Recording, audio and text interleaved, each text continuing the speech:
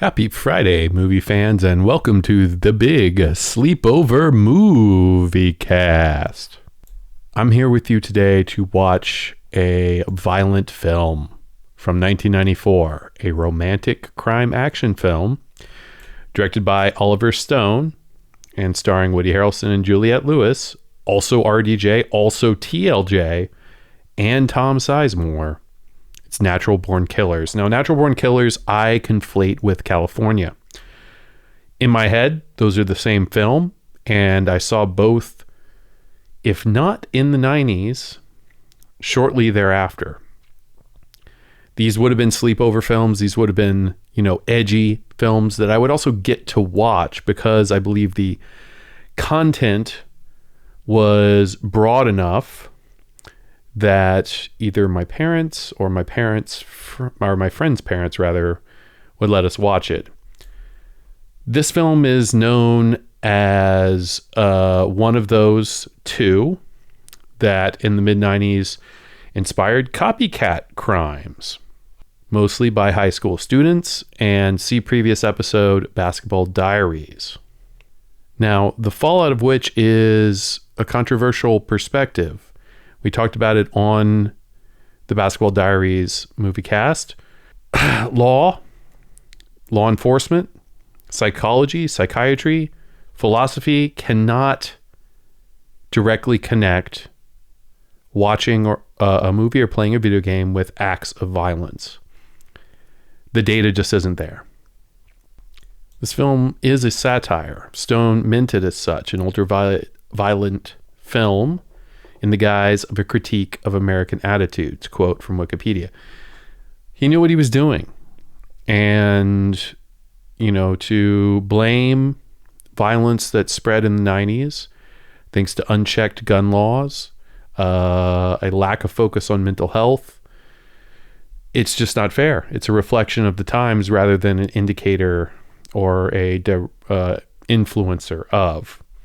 That's my belief. You can think of it what you want, but the controversies remain, and it's important to remember both sides. I'll be watching the NC-17 or the unrated cut, and despite even the Columbine killers codenaming their attack NBK, an initialism for Natural Born Killers, I'm going to keep an open mind when I watch this. I'm going to watch it as a satire. It is in the early 90s.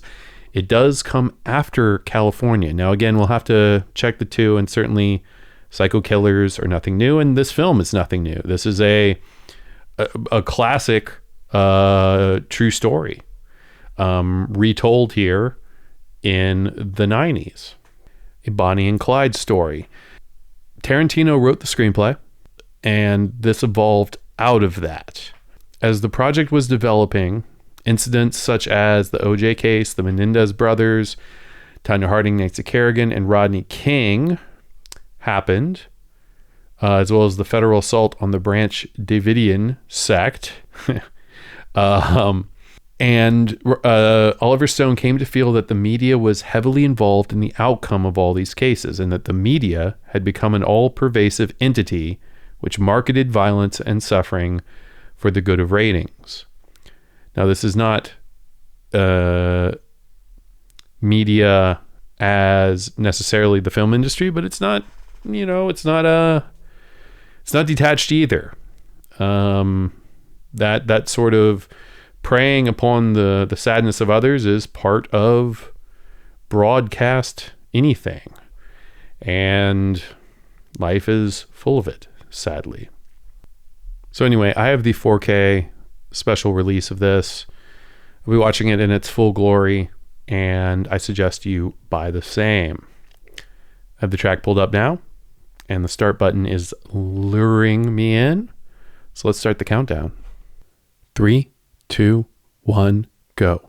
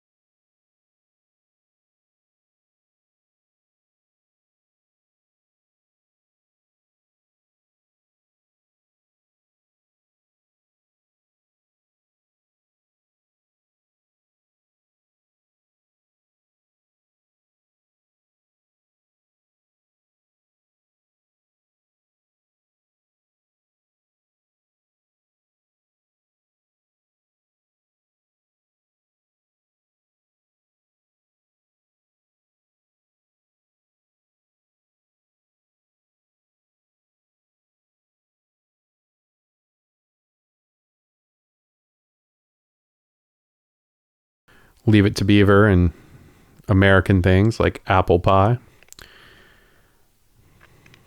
Murder at a Diner, too. Several examples of this. The Heat of the Night comes to mind.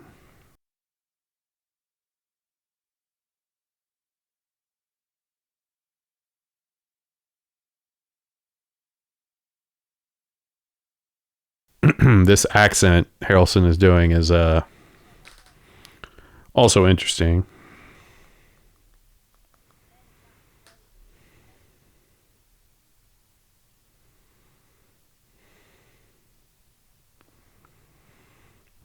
Juliette Lewis, Indie Darling, with Harry Pitts.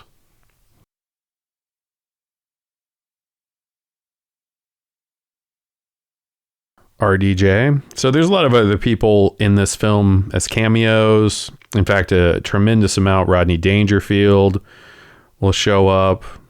Stephen Wright.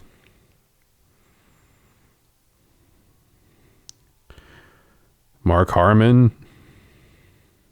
Ashley Judd in this director's cut.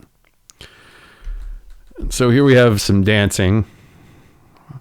Seems very much like a Tarantino film. Although he still would not have his year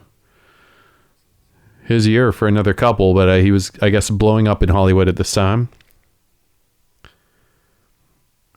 The transfer looks good. Dolby Vision looks good. Good grain. All the Dutch angles and colors I remember in this filming.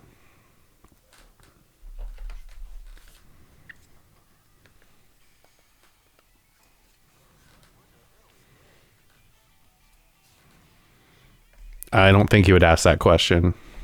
It's not that shocking.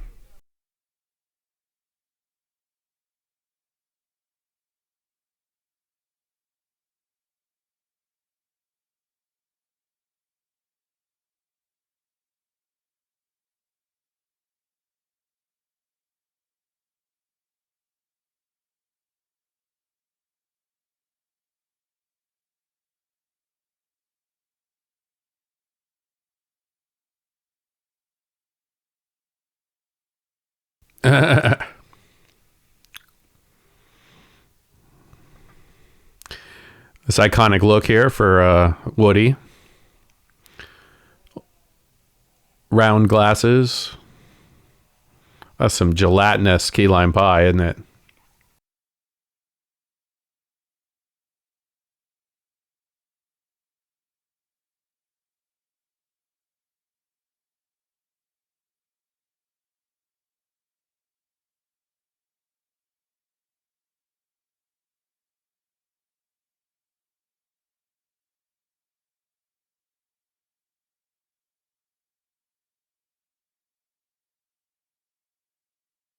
Yeah, I mean, that would hurt, but I don't think a girl that skinny.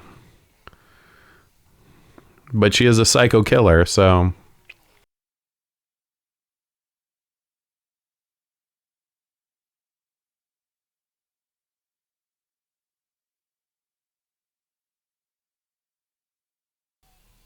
Forgot about all the camera movement here.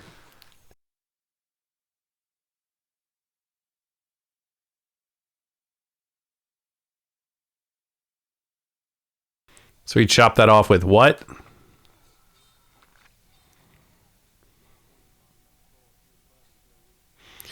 Well, that is kind of a big knife.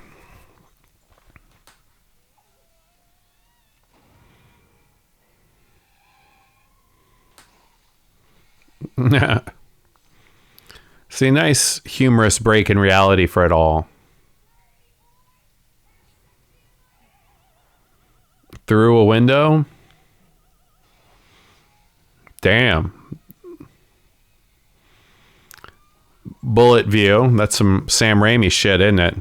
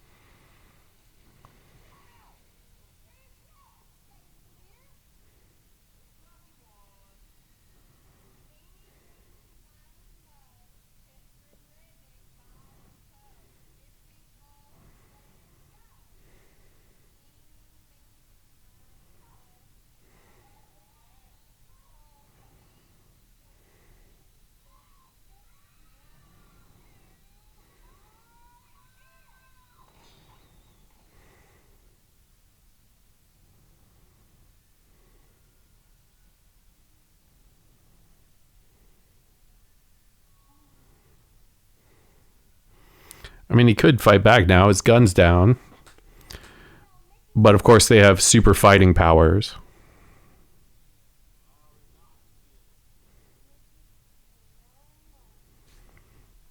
Bonnie and Clyde.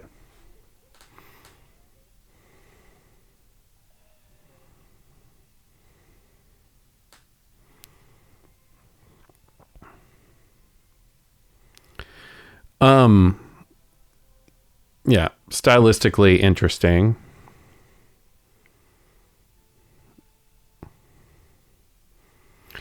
This has been redone recently in the Joker film, the latest of which,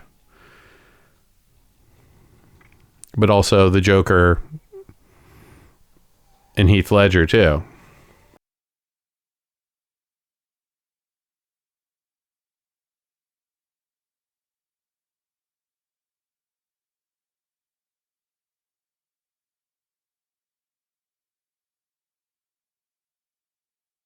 And see the disconnect with reality is here too, which explains some of the psychoticism. But I guess Stone himself is showing that sort of these people are perhaps out of touch because of media. They're showing all these old movies.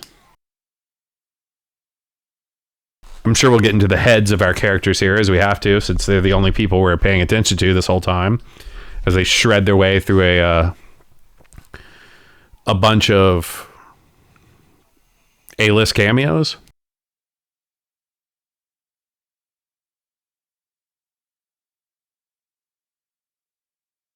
There was Rodney.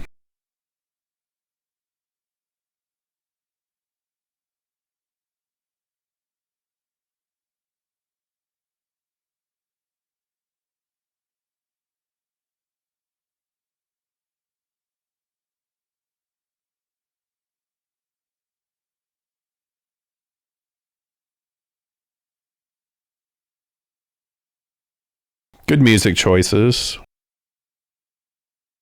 Little power pop or whatever there.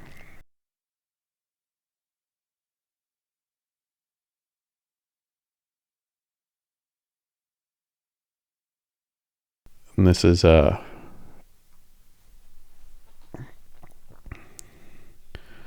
Sweet Jane by what? Who? Why can't I think of it? I'm sure you've thought of it.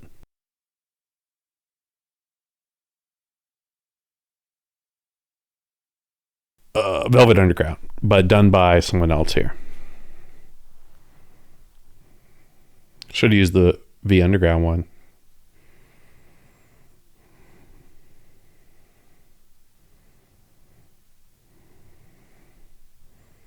Well, we've told the ending.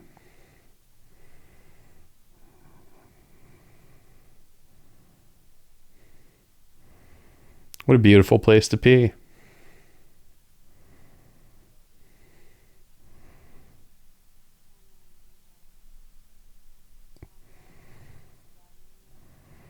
Yeah, see, so now they're going back to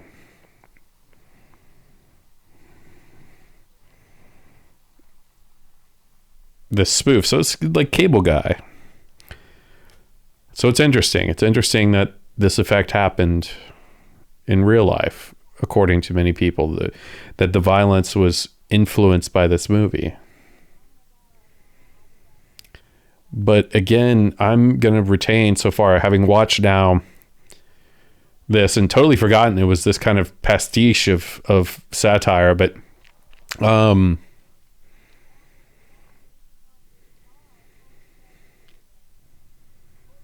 there's some true romance vibes in here, obviously, because of the original writer of the inspirational story. Wild at Heart. Not sure if that came after. Feels like it did, but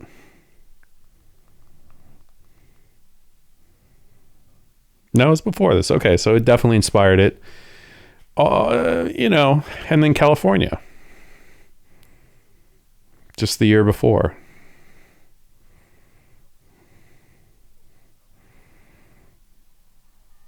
So they're laughing, but I mean, that's not. it's not a joke. This is what happened to her. So she's a product of abuse.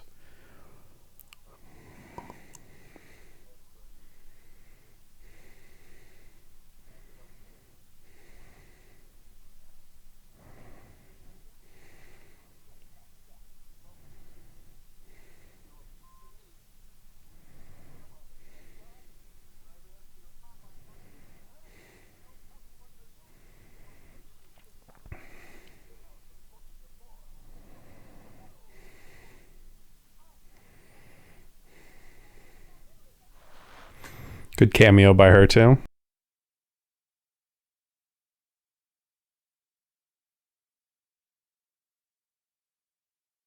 Hilarious because Harrelson got his start on sitcoms.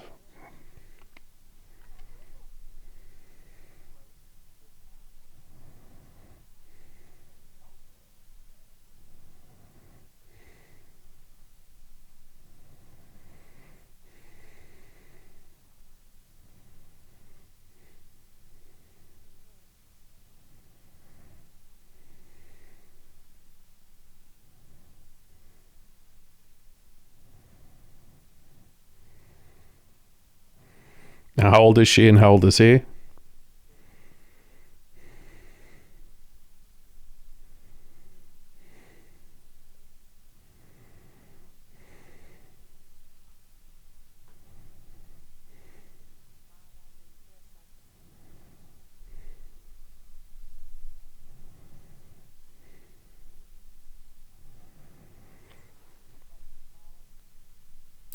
Things you say to dumb girls to pick them up. Lesson 101 right here.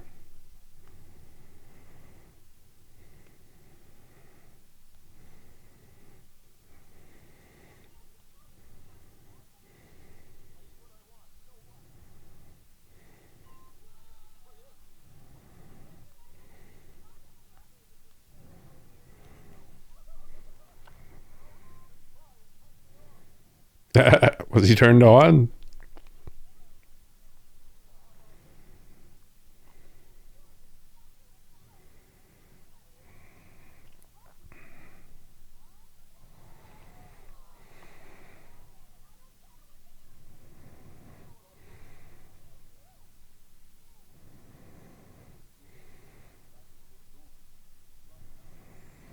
Okay.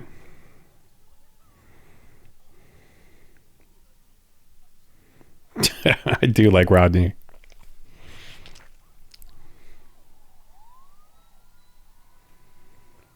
We should pause that, read those credits.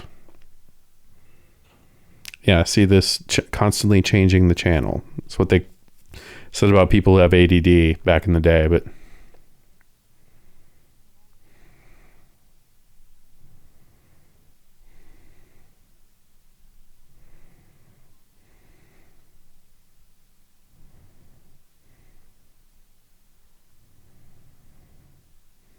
they're just going to give him an HJ right there. And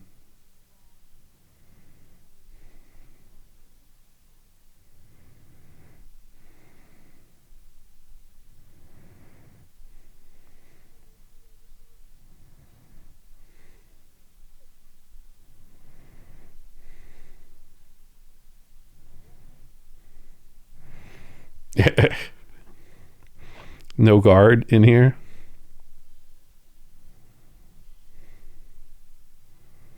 So his first murder will be for avenging her abuse.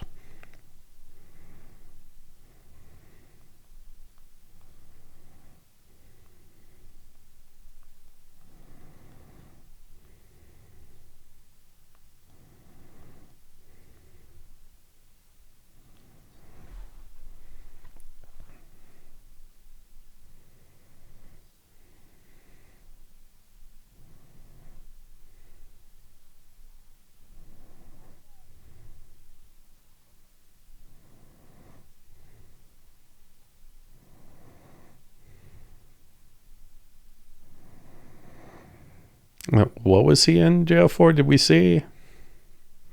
We didn't see exactly, but I assume it's not murder.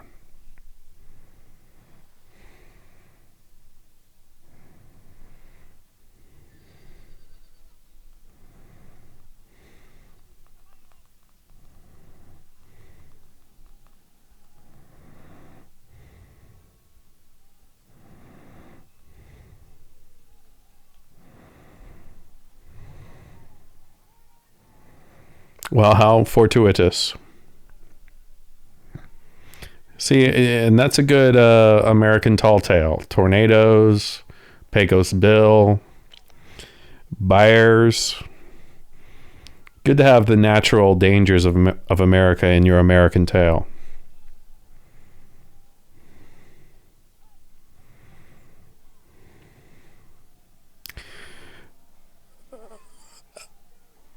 Be careful with your settings on your TV, because this heavy grain here, I'm getting weird warbling things that I'm sure is the smoothing engine going crazy. Should probably turn that right to off. Note to self. Otherwise, I like it. You know, I like high frame rates. I know I'm in the minority of that. Oh, here we go. Animation.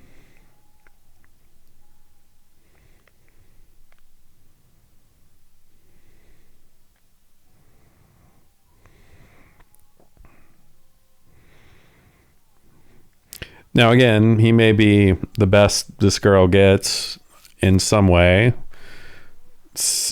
Wow. To save from Rodney, but she's obviously under 18 and he is over.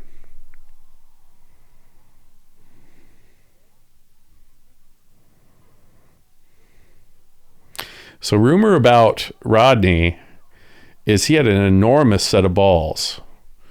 We almost saw them back there. You should be hanging them right now. I don't think he could take a pipe to the head.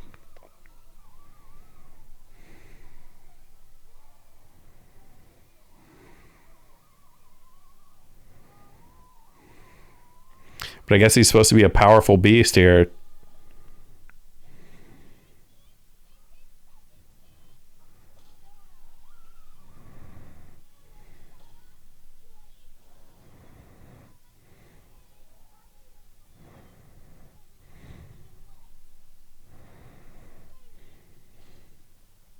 Yeah, he's taking way more hits than I think he could possibly take with a lead pipe.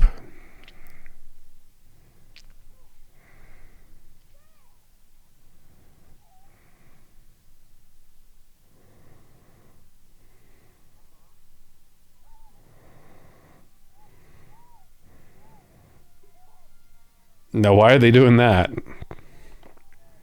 I guess because she didn't protect him.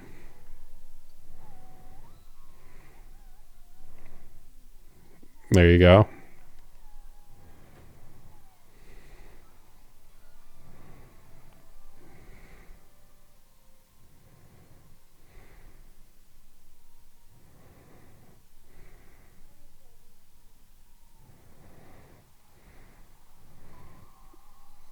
Damn, shit was happening to him too.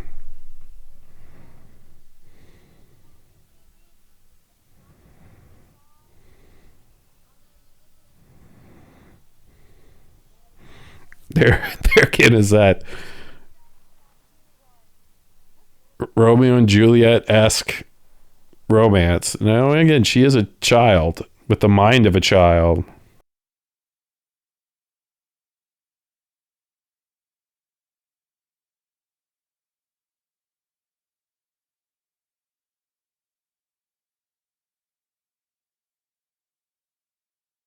You know, she hasn't exactly killed anyone yet in this flashback. Just Woody.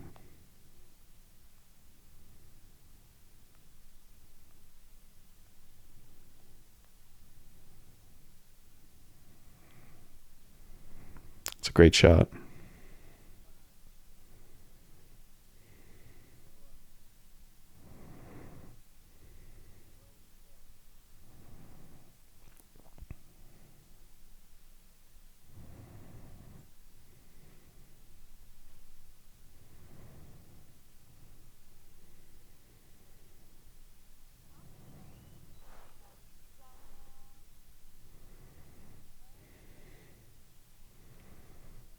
She crimped her hair.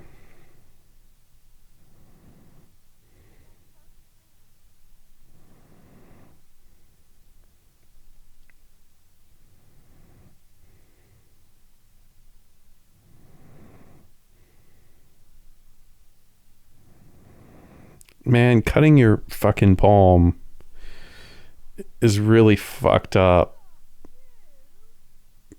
because that's gonna sting and get infected and ugh.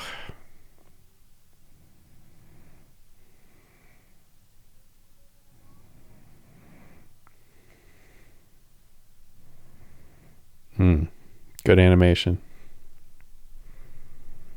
I wonder who did this animation.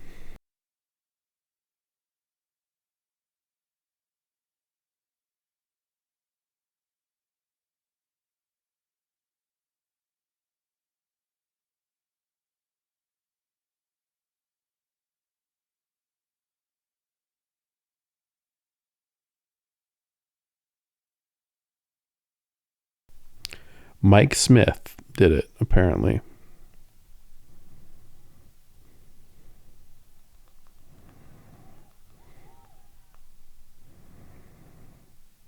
Oh, yes, so I wasn't wrong. Tank Girl. Okay.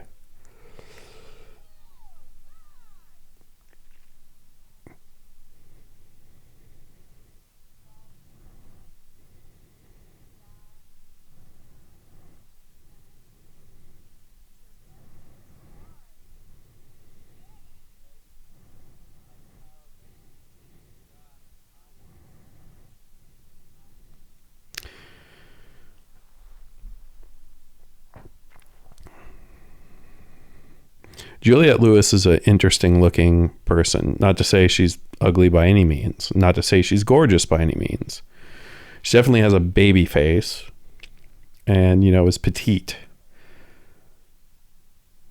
But plays that kind of innocence or someone who's mentally affected, which she also has played multiple times very well.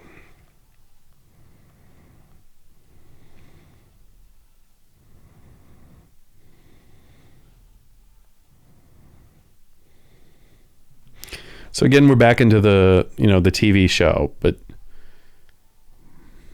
we and it is a combination. We have movies, we have TV, we have news like this, action news.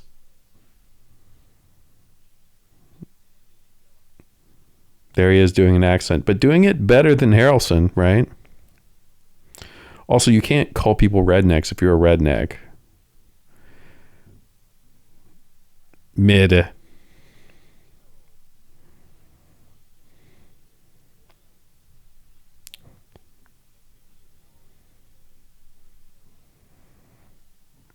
Looking like Duke Nukem. In Texas.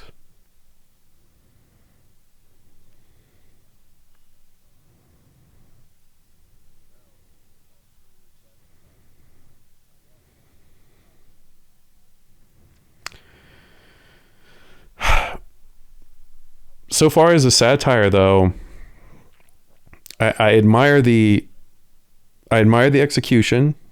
I admire the different formats, video, film. I admire the artistic edge. The blending of media, I think, is fantastic. I admire the sound cues.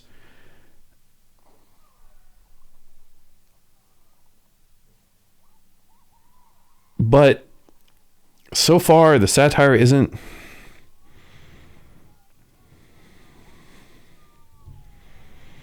working for me, in the sense that it's moving too fast. I don't have ADHD.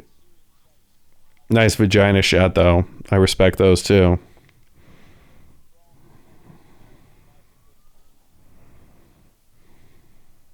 Damn, so they just kill for killing's sake. So they're anarchists, not even terrorists. Wow. Can't be saying that in a workplace setting these days.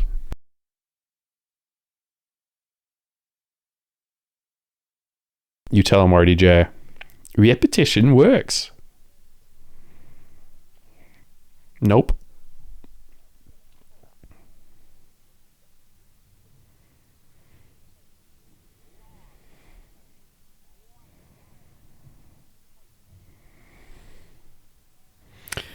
David Foster Wallace, definitely, with that look and the character being named that.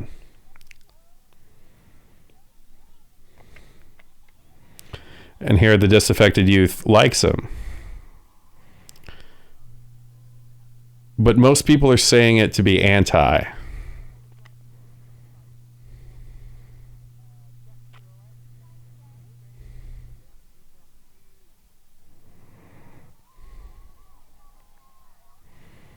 Where'd they get those photos of them? They got caught? What? How did they get these pictures?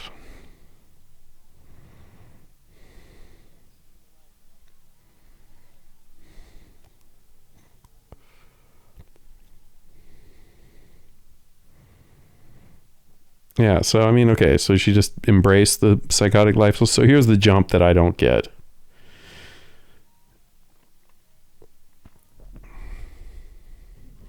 Knowing that they could always just kill someone, who cares about their motives? That's it, right? I mean, we don't have to like our subjects here, but we have to want to spend 2 hours with them or however long this will be. And I need a little more development. I mean, like, what else have they done? I know he was a butcher and she was abused, but how do you make a life out of that now? Let's see some of their boring times. I'm sure Stone will figure that out and give it to us here, but we need to see the human. And she can't just get pregnant, okay? I mean, she can, but that can't be the only other thing that happens.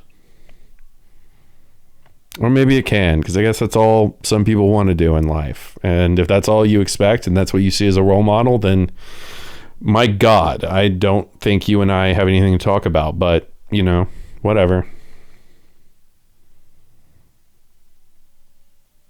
More feet, Tarantino said in the script.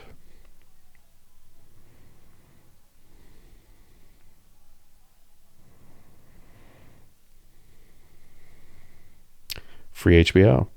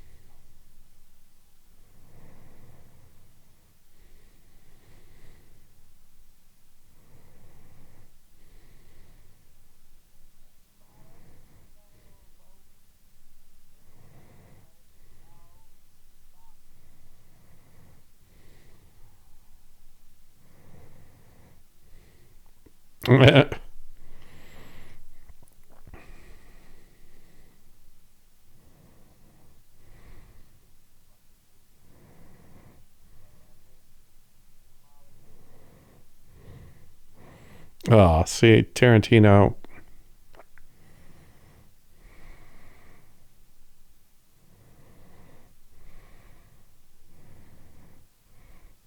They got a lot of different movies on. Scarface, Texas Chainsaw.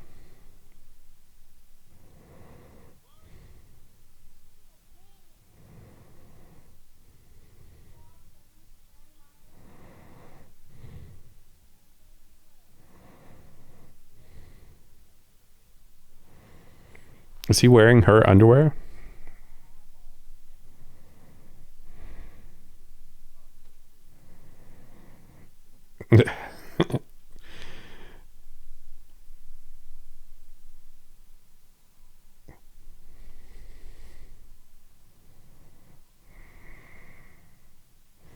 See, he's more obsessed with watching these animals fuck. Or I guess she's in the room.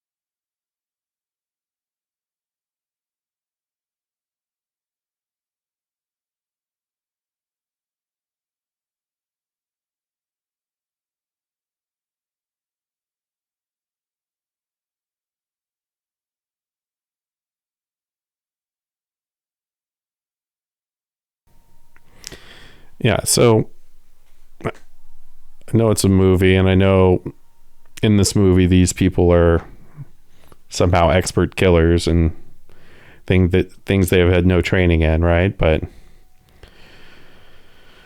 how did they keep getting away with it? And what were those images of them getting caught? Was that at the end?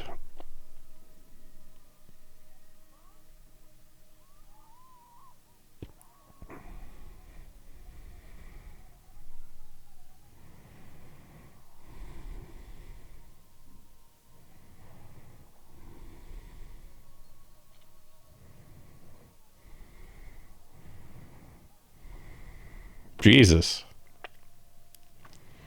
Is reloading to shoot her some more?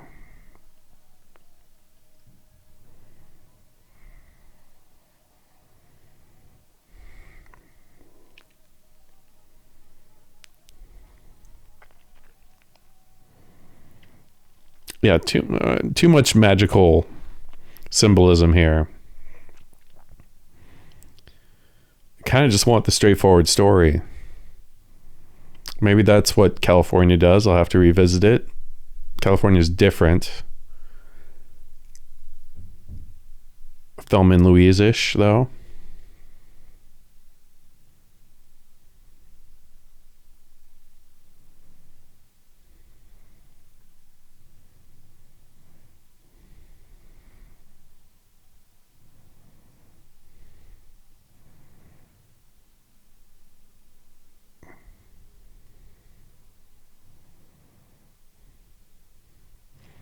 But she fantasizes about Mickey.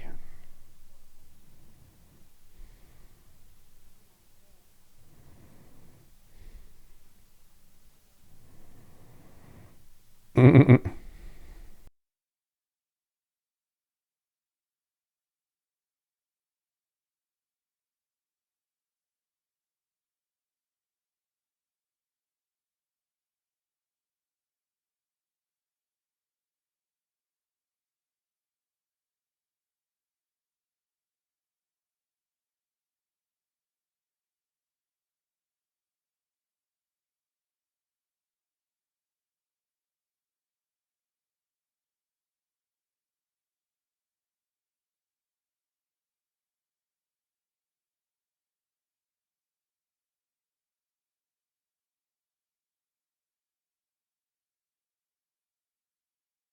Good music cues.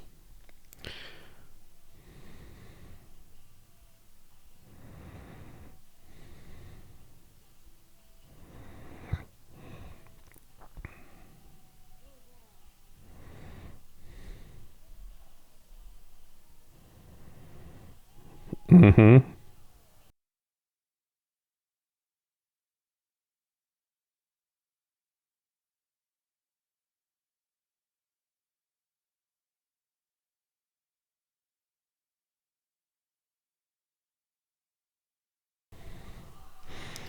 I don't know if I would still be horny at that point. Yeah, come on, kid.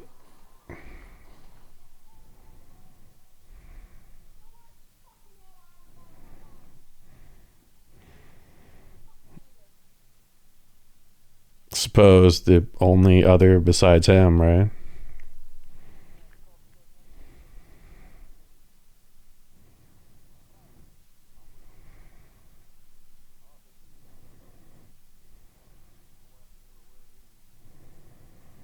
Why are they touching the evidence?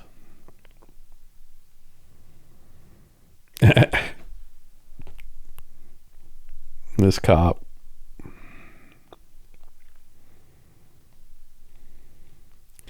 Gotta love Sizemore, though. Are we sure that's saliva?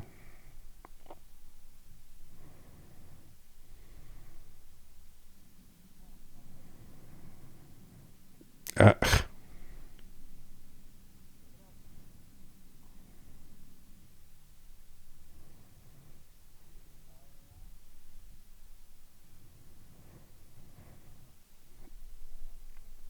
do we have DNA testing yet? I mean, they know who they are, and yet they can't catch them.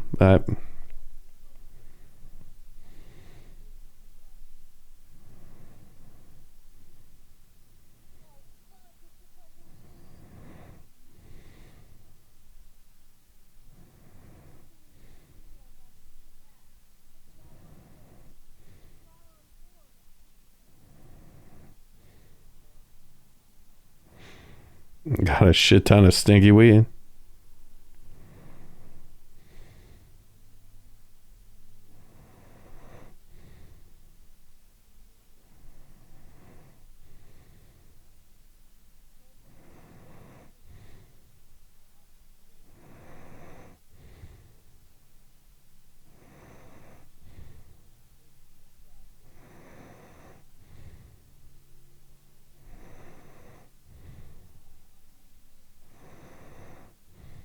Oh, they got those too.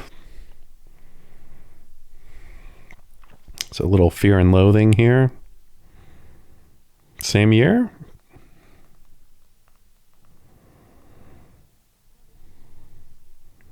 No. Okay, Fear and Loathing took from this.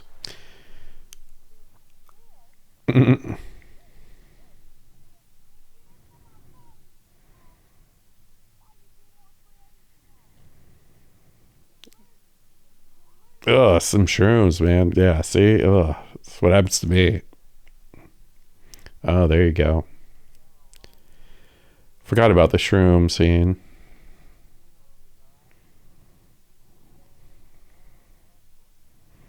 Little Alanis Morissette.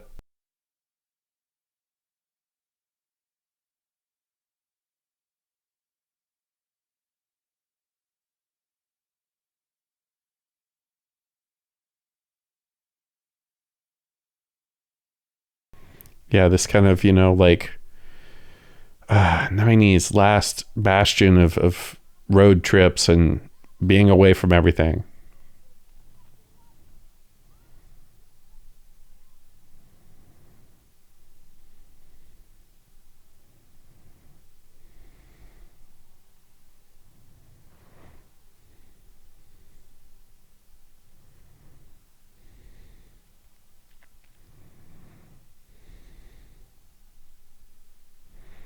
Mm. These people just allowed them into their sweat lodge.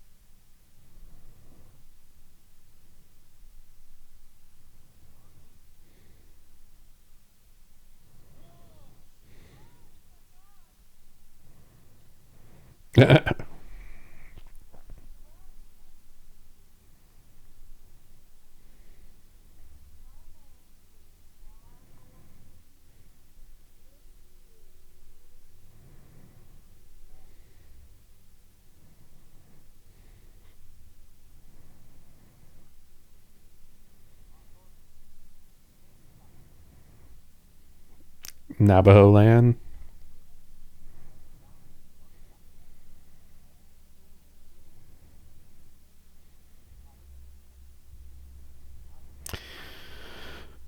Very much inspired by MTV music videos now, too, isn't it?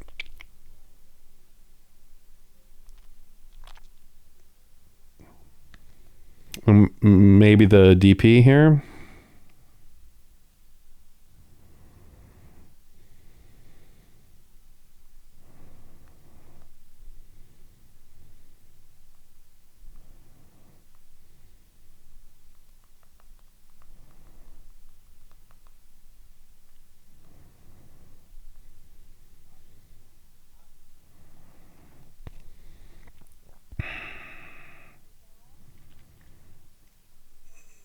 LBJ. So Robert Richardson, 3-time Academy Award winner.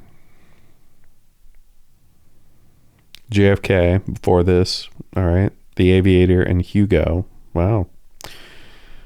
Was nominated for Platoon and did a bunch of Tarantinos, including Once Upon a Time. Interesting. All right. Well, started on Wes Craven's Nightmare on Elm Street.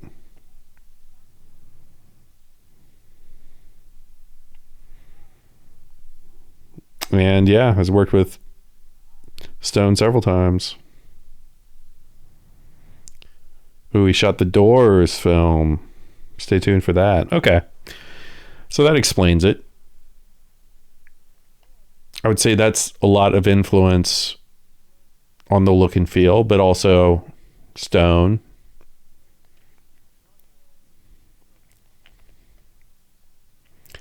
There's your interstitials of violence, subliminal messages.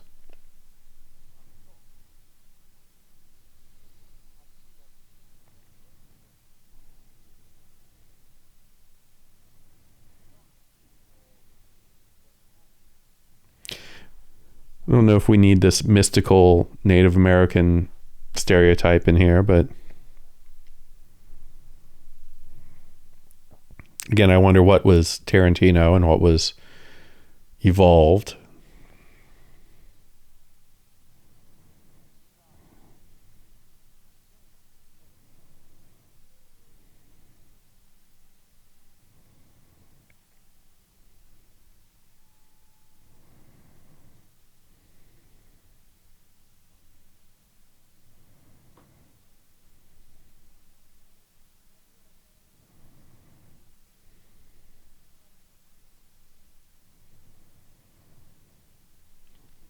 The snake symbolism.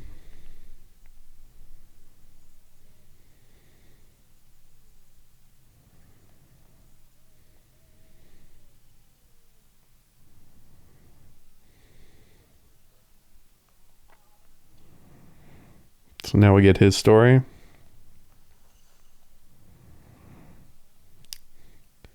Movie was a big hit though. 34 million budget, all these location shoots and effects, and then took in 110. About 3 times your return.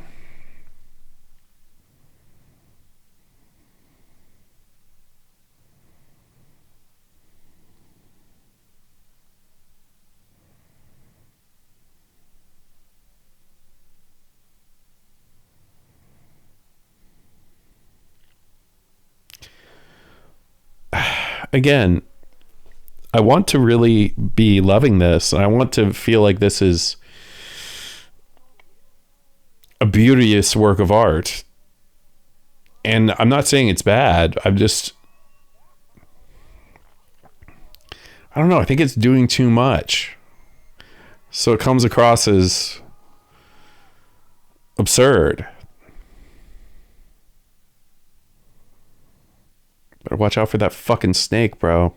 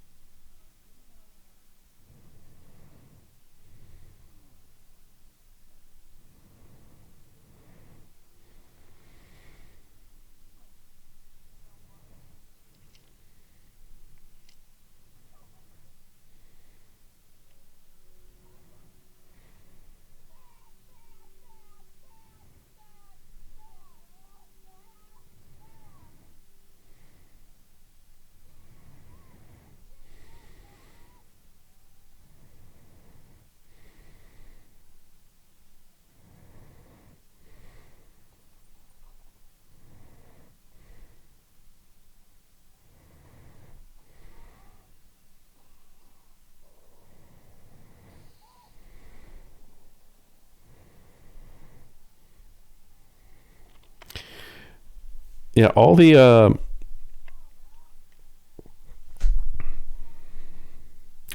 don't know, it's all too expected, you know what I mean? It's like a Howard Stern interview with a porn star who his first question is, were you sexually abused? It's like opening the door of stereotypes. And why does she care? Yeah, so did multiple people.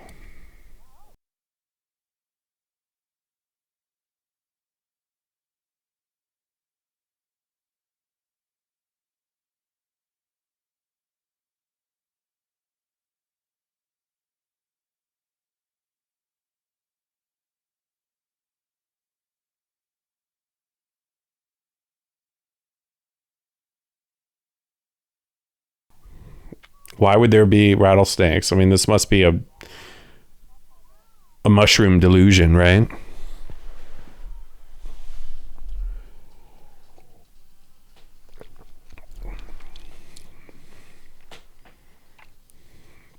Man, fuck Gallup. I've been there.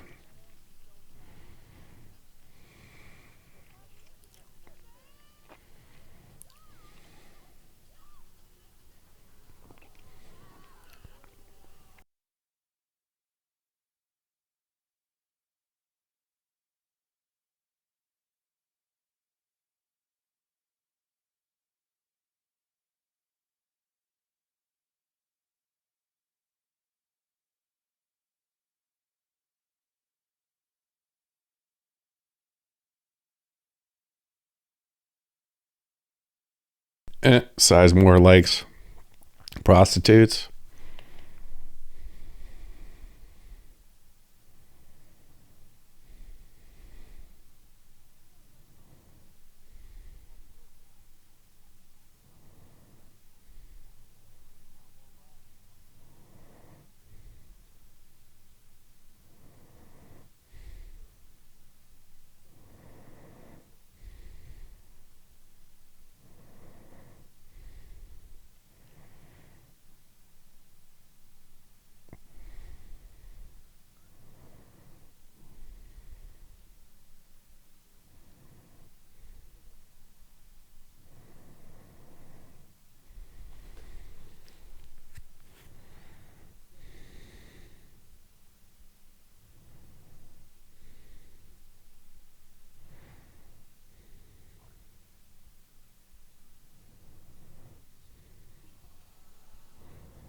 Oh, so he's a copycat himself?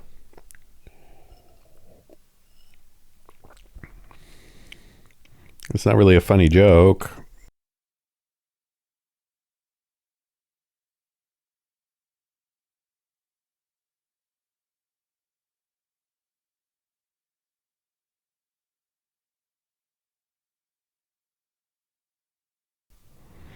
I'm going to say, what kind of underwear was he wearing?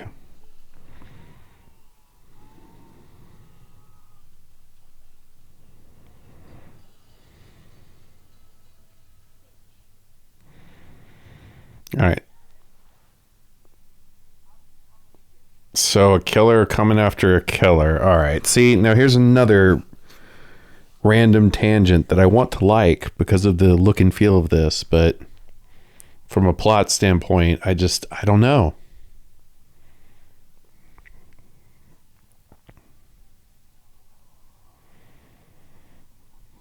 I do like the animation.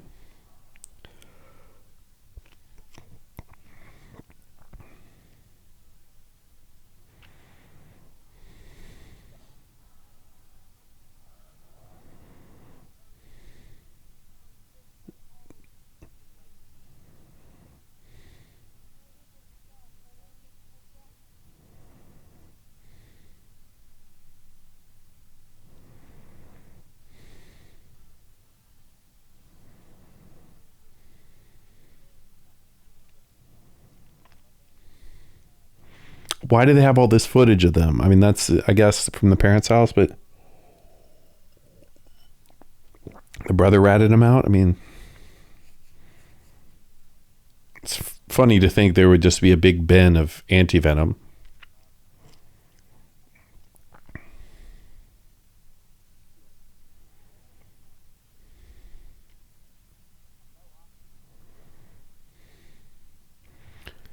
Of course, Harrelson was probably living in Hawaii at this point.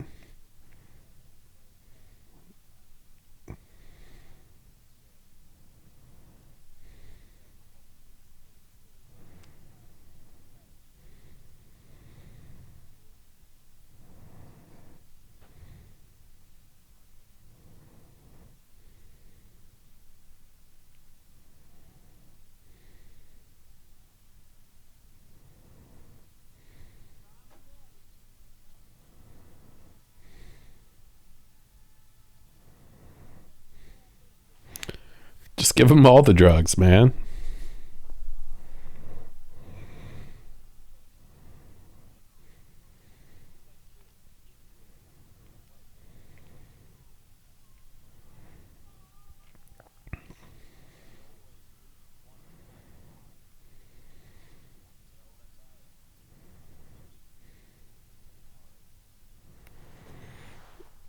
And these cops can't catch them.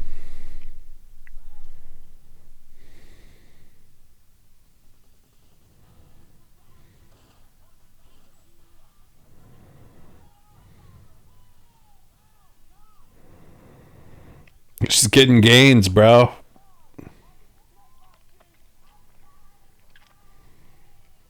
Well, now she can run. That's not how poison works. I guess she's not really dying. She's just...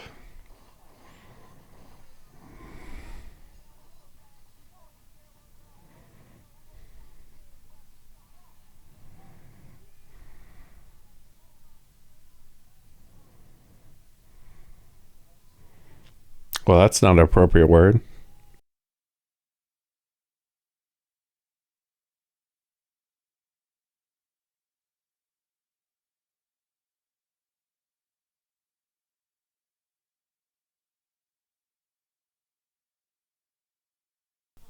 Yohimbe, like the movie?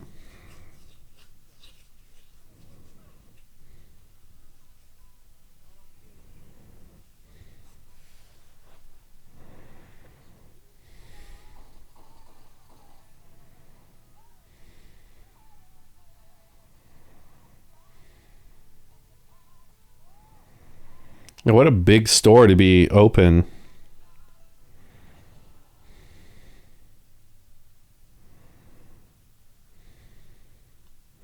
The reverence for the Native American character is also, a tired cliche.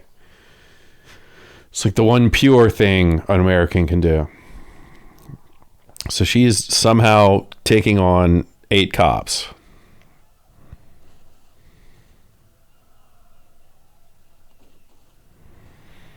So I guess there was no real venom. It was just mushrooms the whole time.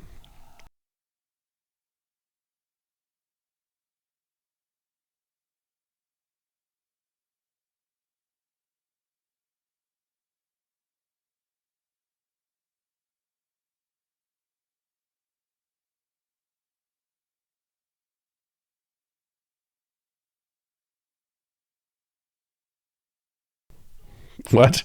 It's a very unorthodox cop.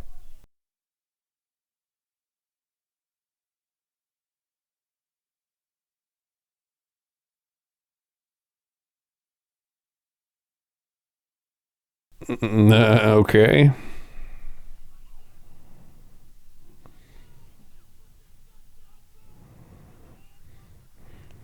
I don't think that his own cops should fucking take him out for that. Again, this character underdeveloped and just kind of random. You know,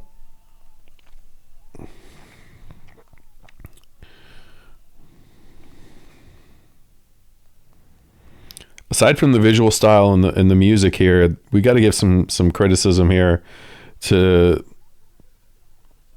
the movie. Yeah, so a lot of critics found it unsuccessful in its aims, not effective as a satire, and its message was muddled. I mean, it's not even the message is muddled. The message is just boring. It's obvious.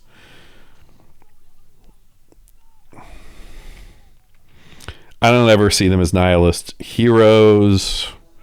Disagreeing with Janet Maslin, Hal Hinson, Gonzo, yep, very much Hunter S. Thompson.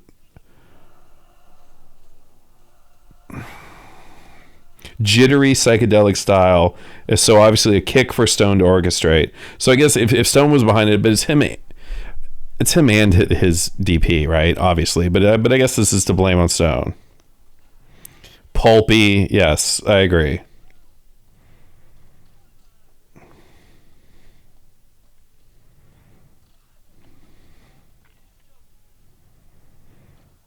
Yeah, I mean, the ultra violence I'm fine with. It's just, there's too many gaps, and it's hokey is the other word. That's a shame, it's a shame, because visually it's great. This film has a great reputation. Definitely helped broaden the careers of both Lewis and Harrelson.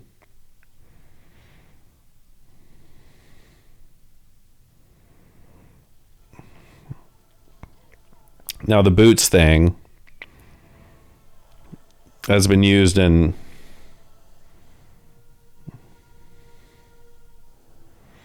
right, so they've been captured. So I guess you could say at end of Act 2, moving to Act 3,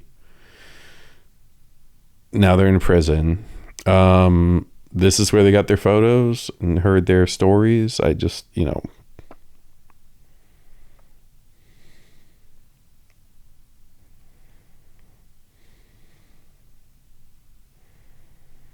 right, maybe they're, expert killers against, innocents like Anton Sugar.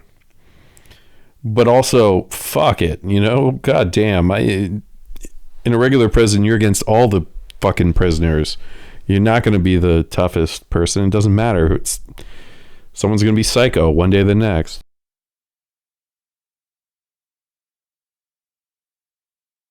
But we get Tommy Lee Jones and his wonderful accent.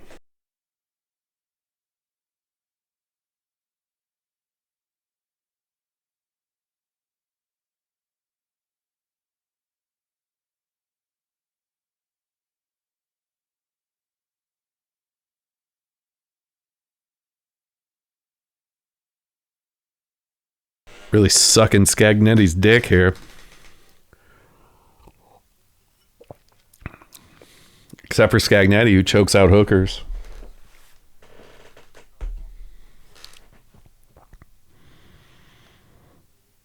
Yeah, again, too much on the head. No subtlety here, Stone.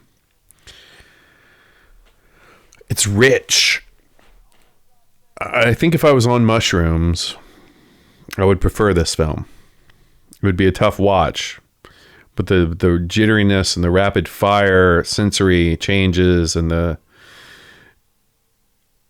say that subliminal cuts, interstitials, are designed for psychedelics.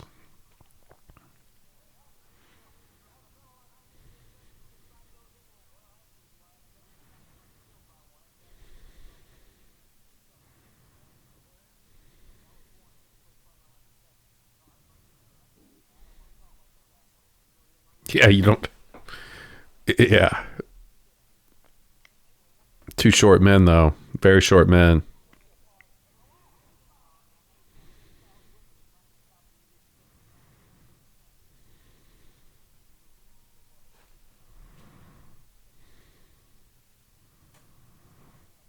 Little UT history here. Damn, his mom got killed by the guy? Shit.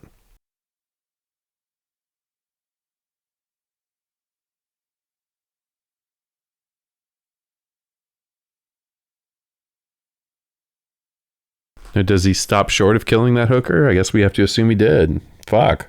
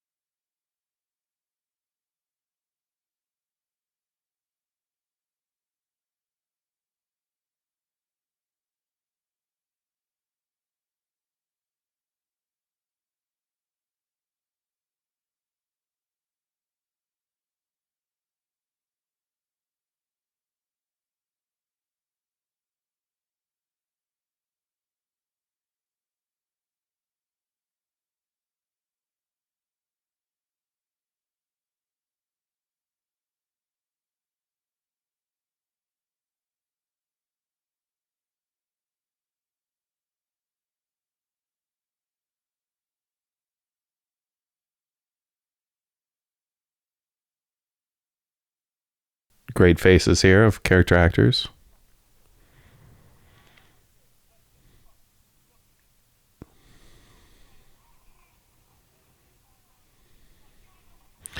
And now we put the hip hop music in here because prison's full of black people. And oh my God, calling him boy.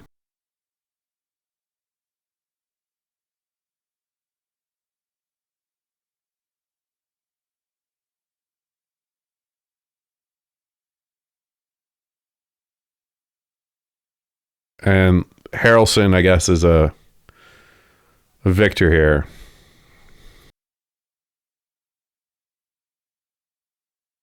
I don't really like Tommy Lee Jones. Not only is he an ugly motherfucker, I just don't like his attitude. And I feel he's overrated. I said it.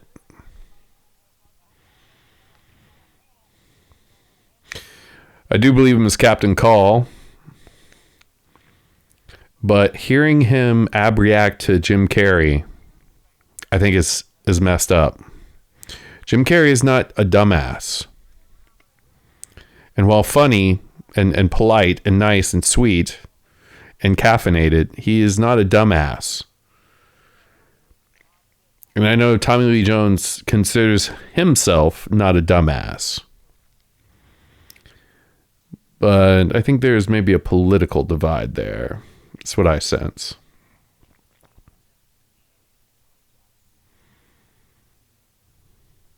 Sizemore is looking good here. Skin looks good. He's not too fat.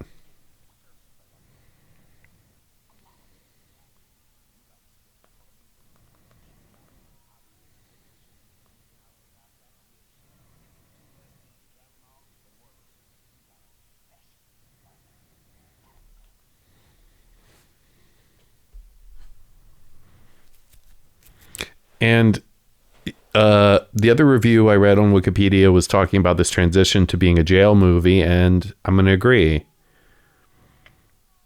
This is already way too long.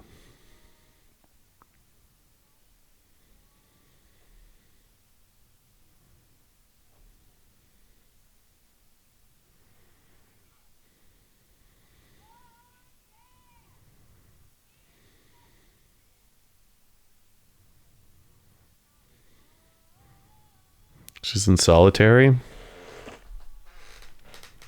I'll take that. I'll take that gig, man. No death row for them? Where'd they get caught? They're in the South.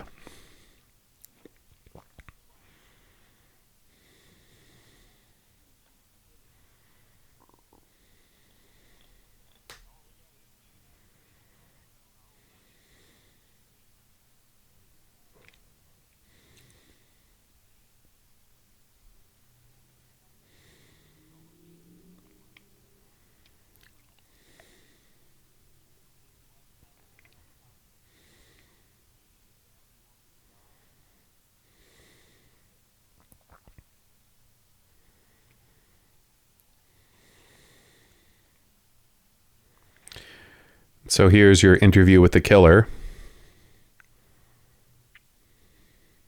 The very coked up RDJ.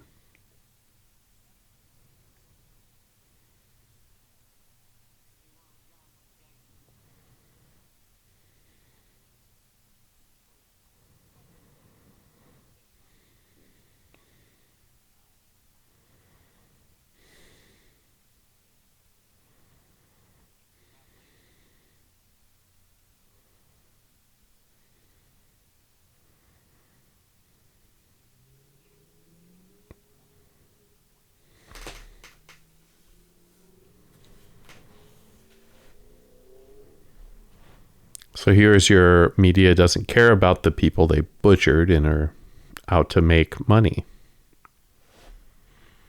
And yeah, I'll say a lot of people don't care about the people who suffer. They just want to make money. The world rewards you if you think that way and act that way. So, the 30-year relook at this is that things haven't gotten better.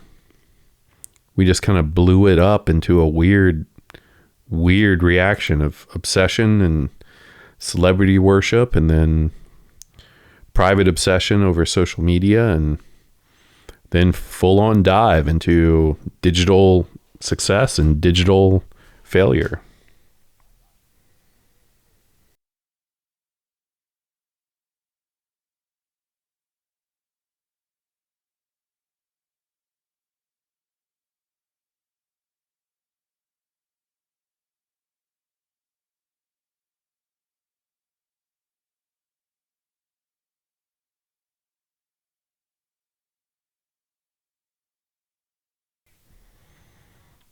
Let's chew that scenery, RDJ. I mean, I don't. Yeah, what do you say? Because what has his character learned? We're talking about two 20-year-olds. They have no greater thoughts. They're not geniuses. You're not born a genius. None of these people read books or anything. You could have put some sort of tendencies into there. You could have shown anything that wasn't just a dramatic stylized flashback. I hate shaky cam, and this film is almost all entirely shaky cam. I didn't realize I was going to have this much of a negative reaction. I wasn't really in the mood to watch a serious film, but excited to see something, on a 4K Redux like this in Dolby Vision.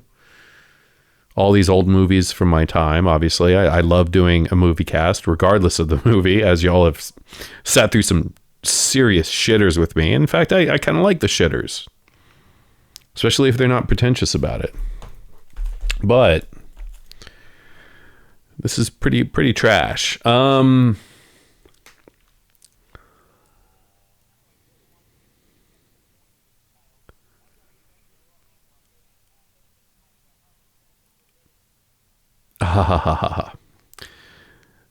That is one thing that's gotten better. I think the pernicious and the predatory behavior on people who are different than you are has been called into light. Now, the methods of it are in flux. They're not balanced, and they're. I don't think anybody should necessarily be shamed for any non-aggressive, non-violent decisions they've made. You can feel what you want, but you can't act on it. And I'll start there. And I think that's all we ask. I do think the focus and understanding that mental health is a real thing and a battle, and it's also a testable thing, is growing. So there's progress. And if it comes at the price of just yapping your jaw and saying anything you want, then who am I to keep fighting? I don't want to be told to shut up. I don't want to be told to be censored either. But I am a person who can say, yeah, maybe my feelings aren't the only feelings. And perhaps I was too arrogant, brash, selfish, because of things that have happened to me, things I've suffered, that I thought, why, fuck you. God damn it. Like, I'm not out to harm you. I'll never step on your toes. But if I stumble into something that offends you, well, fuck you. I'm not going to come after you. I don't care enough to.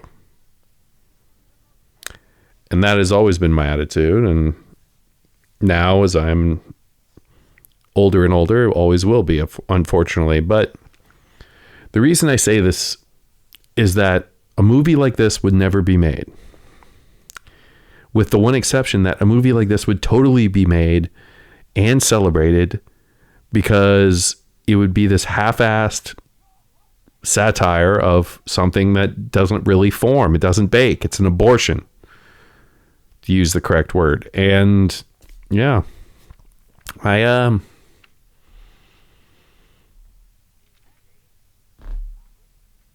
this is a product of someone being too famous and having too much access to famous artists.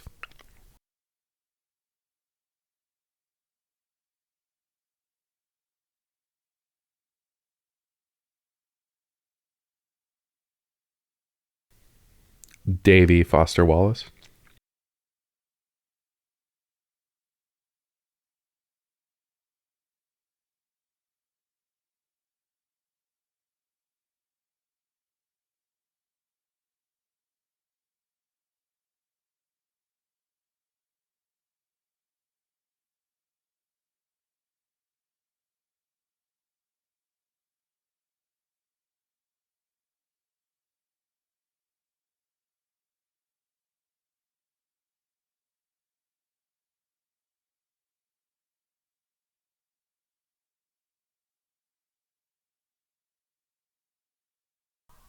Now, why would they let them dress like this is also preposterous. Two, Yeah, because they've already been arrested. They would show up in fucking shackles. There's never been that kind of fan reaction to murderers. And the Manson family hanging out outside was, about cultism. But the general fans would not do this. We're in a demonization culture now. We love to have villains to hate. We love when we get a villain to hate.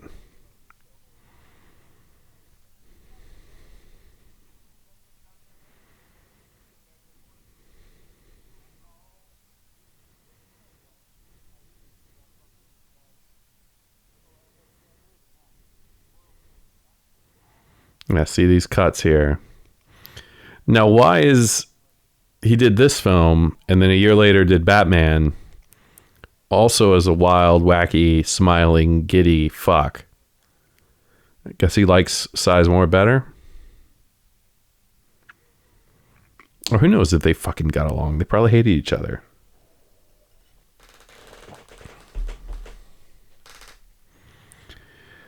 Well, facing the inevitable, cut off those blonde locks.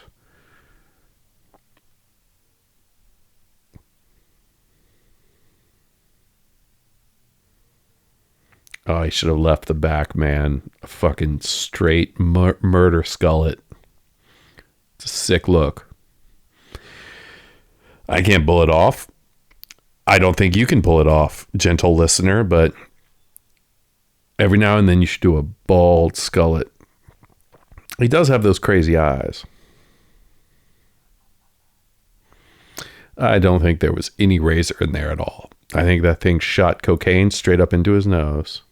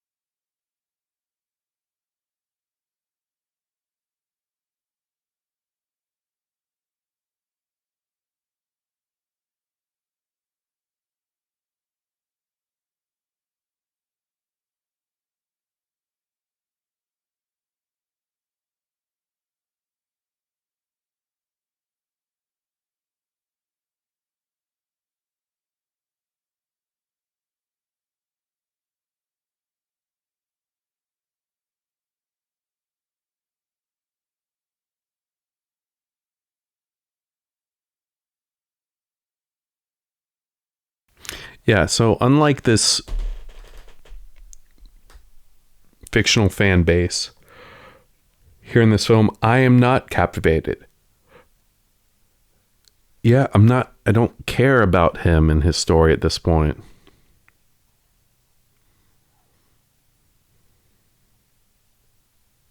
I don't believe that. Some people are not born necessarily evil. They're born without feelings of remorse. We call these people sociopaths.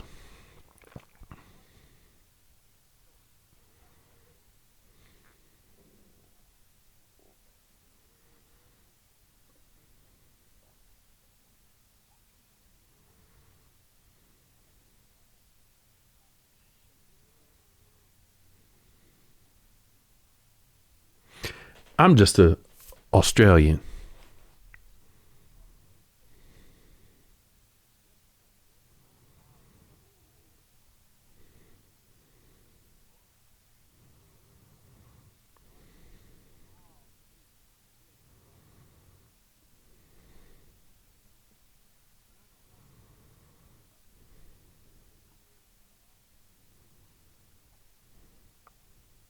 See, sociopath doesn't think there's something that prevents him from killing. You can tell him about the kids and the innocence and all this or that, but he doesn't give a shit, right?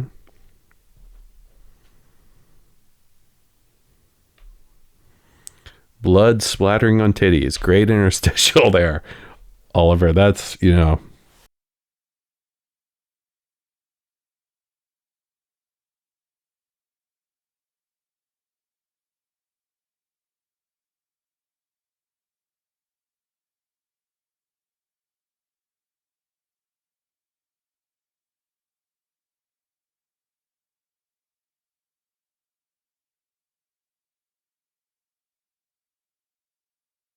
I mean, that's a very leading statement. I don't think he said all that.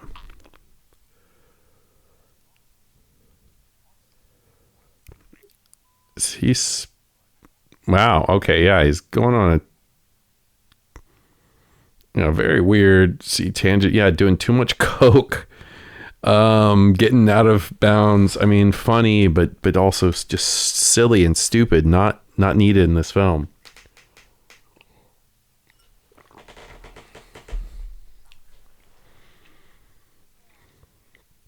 I'm surprised again. I was excited for this one. Now, I am not feeling it, man. It's Jejun. It's sophomoric. This is not insightful. This is not delicate. This is not beautiful. This is just pulp, like they said. You know, I like the cues, though. There's some inspirational things here. Visually, there's some great shit here that is right to be celebrated and remembered and copied and heralded in the movies that came after 1994.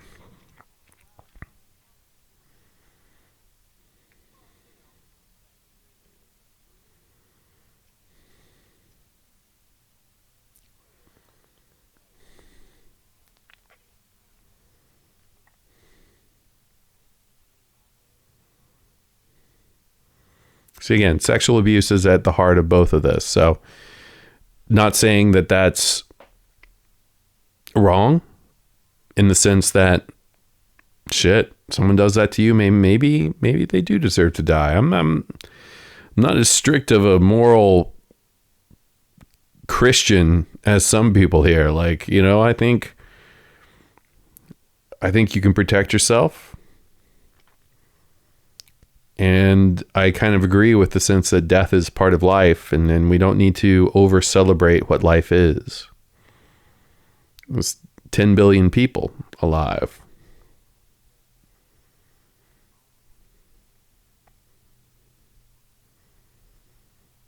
There's no world census keeping up with that shit. What do you believe? What a country reports to you? You think India and China want to report their billion plus populations? I think there's 10 billion people by now. And again, maybe we have some sort of global thing, but North Korea ain't participating. Russia ain't participating. If you'd lie about one thing, you'd lie about another. It's not a conspiracy. That's a life lesson. See this philosophical bullshit. God damn. Now again, is this Tarantino or is this Stallone's rewrite? Was David Foster Wallace hanging out on set?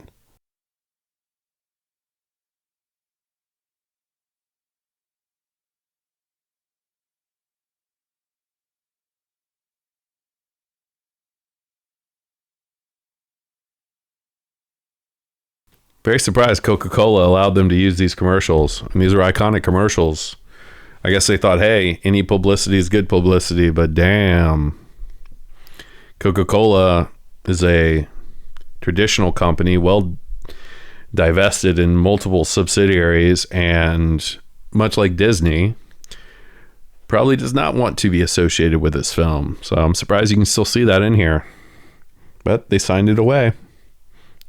Too fucking bad, right? You don't see them celebrating that, though. Mallory is a terrible character. Like a lot of women in film, there's really no development. She was abused too, but has the mind of a child and is a child at this point. I don't know how many years have passed since she killed her family. Can't be that many, 1 or 2. So is she even 18? So his hair's gotten bigger and bigger. He's basically fucking Eraserhead now, isn't he?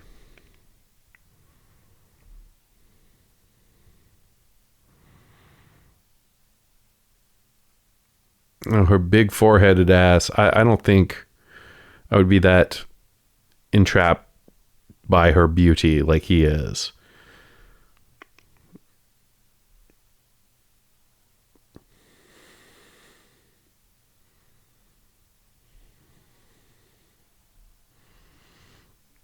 That laugh.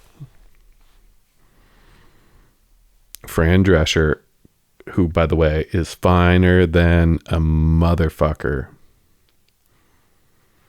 We'll have to... Is Fran in some movies? I think she is.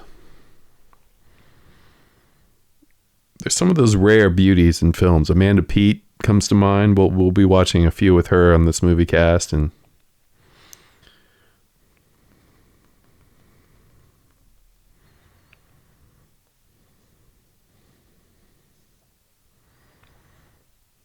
yeah, okay, here we go.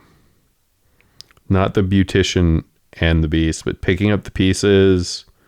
Jack Cadillac Man. Okay, that's it. UHF.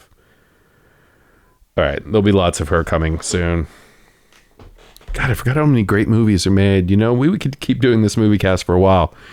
Be nice to have other voices here on this movie cast and some dissenting opinions and someone else to do some research. I'm sure everyone feels that way. All of my friends aren't that into movies, and I don't really want to thrust it on someone. Even those I used to watch the movies with on the sleepovers. It's it's a interesting thing. You find your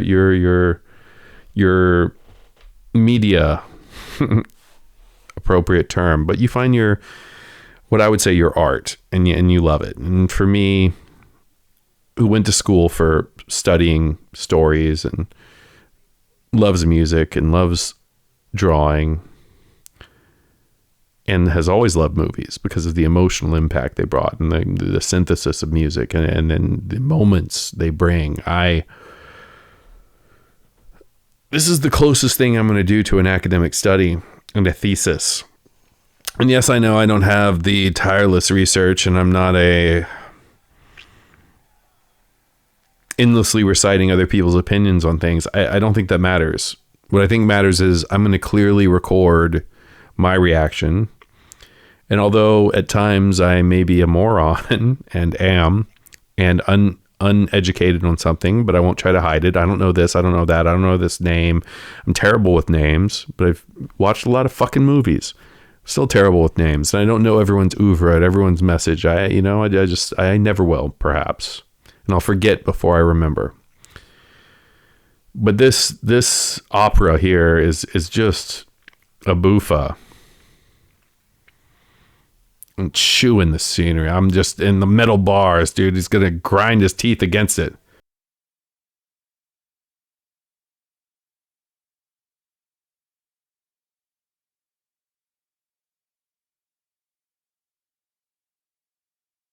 These two probably liked each other. And of course, RDJ has proven now over many decades that he's a successful and competent actor, even though he sold out for Iron Man and, for many, many, many, many, many years and many, many, many, many, many millions of dollars. But why wouldn't I? Would too.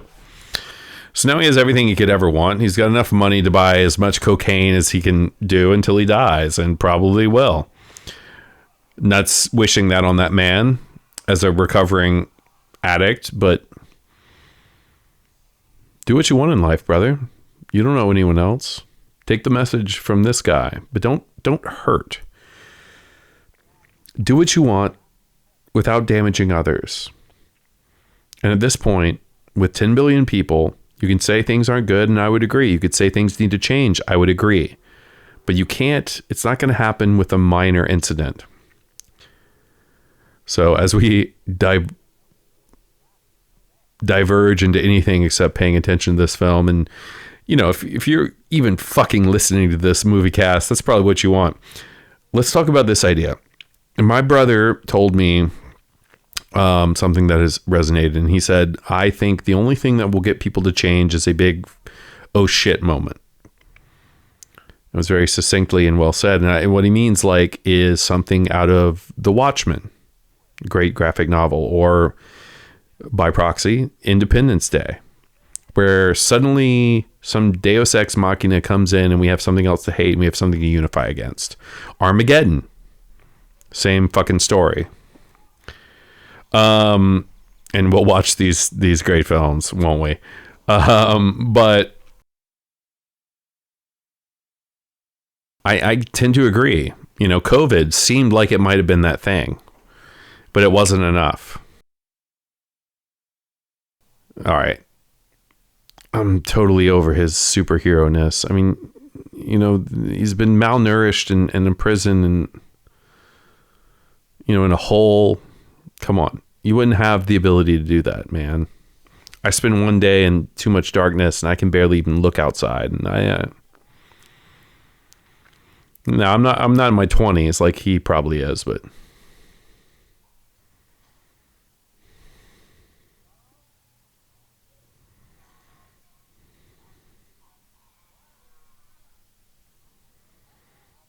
yeah, again, his superhuman strength.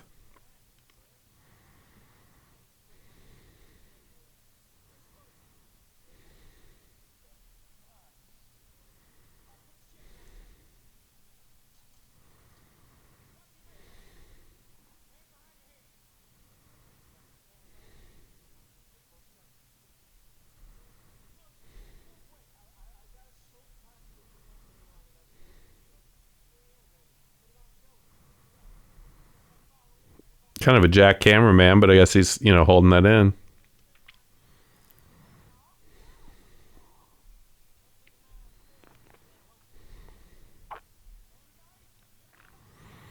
Yeah, why are there all those rugs in this room?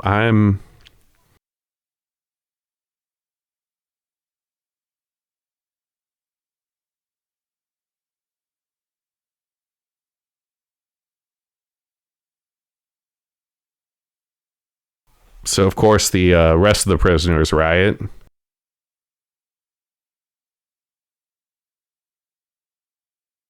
Don't think any of that would actually happen, but cool.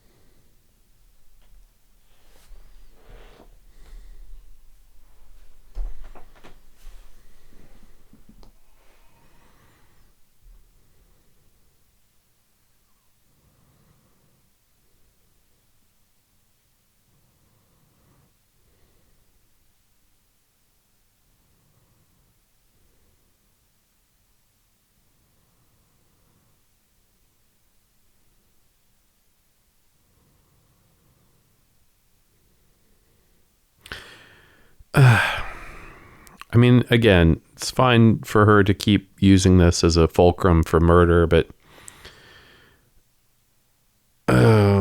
just where would be the oversight, and where's the alarm for the riot? And then how does she always know Mickey's coming? And then why would men listen to her?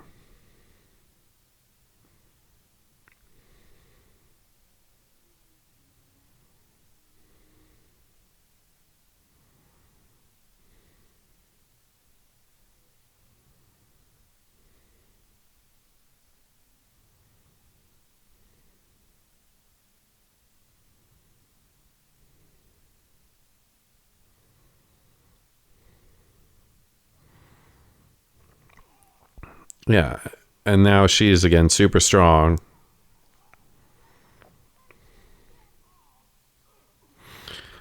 Oh, now they wake up. I mean, come on.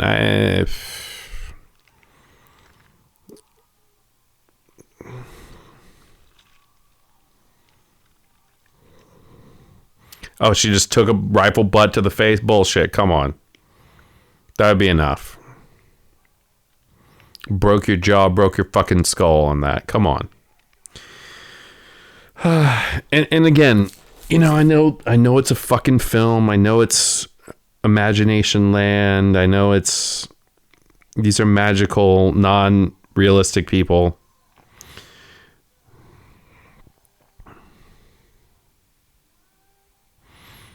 I think he would be reprimanded too here. You just fucking pepper sprayed your own boys.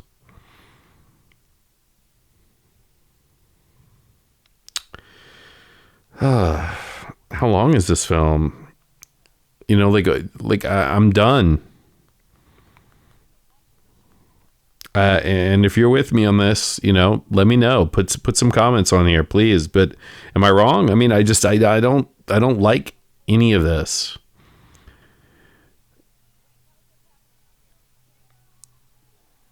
Got another fucking 30 minutes to get through? Jesus God. I do like the music staying.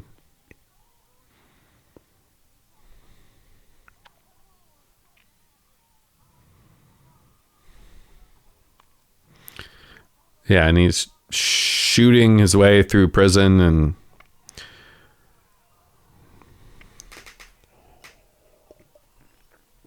all right, maybe we cut off from him because of the cocaine.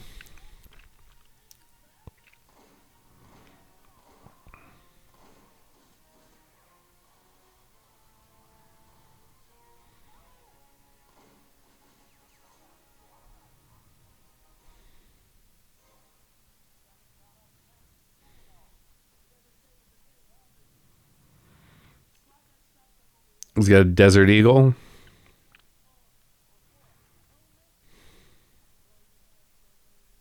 How many shots are in that shotgun, though?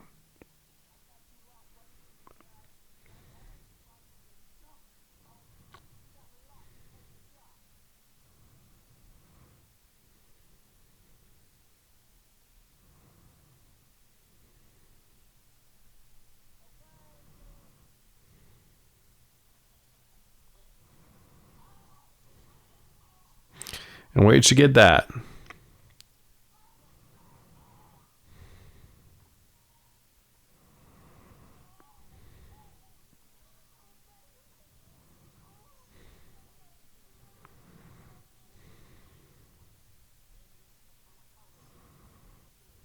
Never.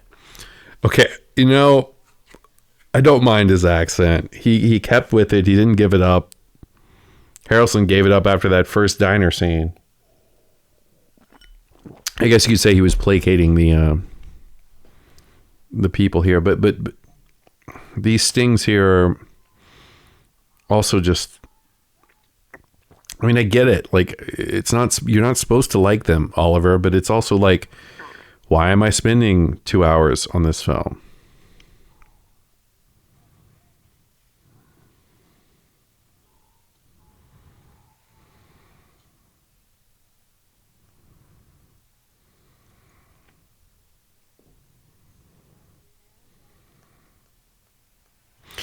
And let's not forget that people like Woody Harrelson then just, you know, lives in Hawaii next to Willie Nelson.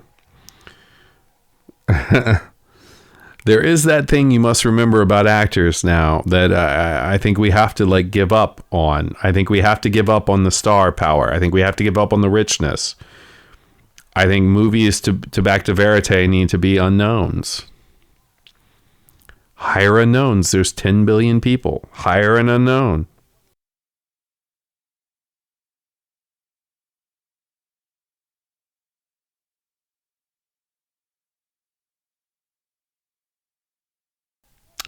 So just look this up. According to Stone, Coca-Cola approved the use of the ad, that polar bear ad, without having a full idea of what the film was about. When they saw the completed film, they were furious.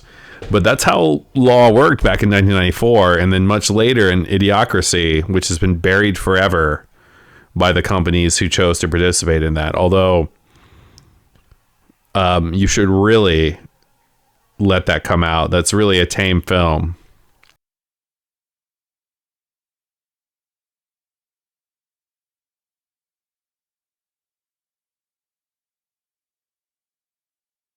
Good song. Once again, I don't even know what it is, but I'm gonna have to look this one up.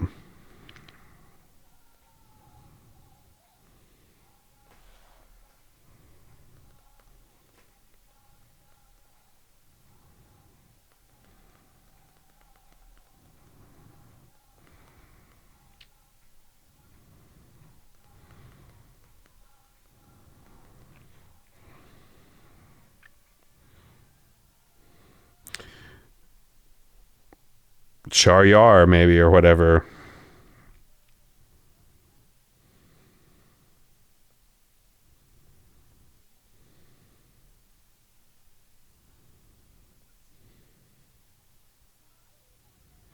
Allah Muhammad Char Yar. I don't know what those words mean aside from the first two. I don't know what Char Yar is, but that's the song, in case you're wondering.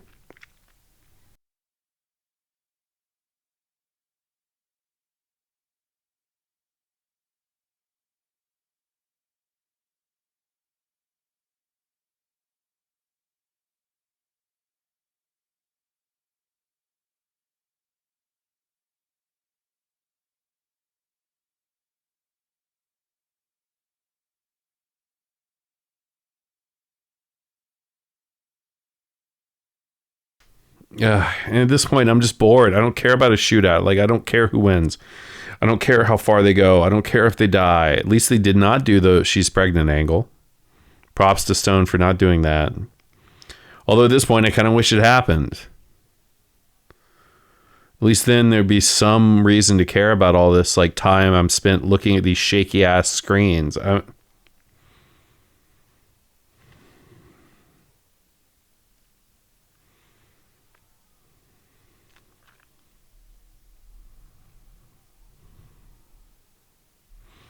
All right, RDJ, what are you doing, you psycho bitch?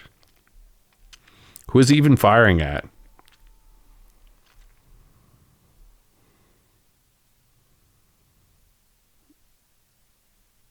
Uh-huh. And who is that? Who is that?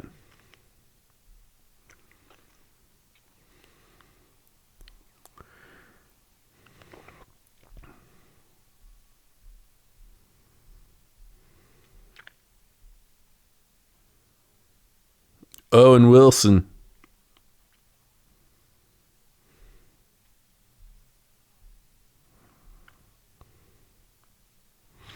Could be Owen Wilson. In fact, Owen Wilson was famous by this point, so with Bottle Rocket, right?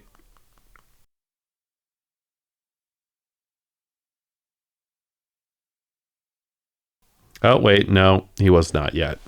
2 more years.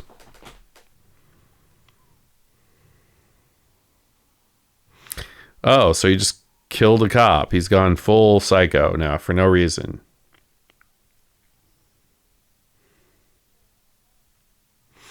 I'm on a shit ton of cocaine, Woody.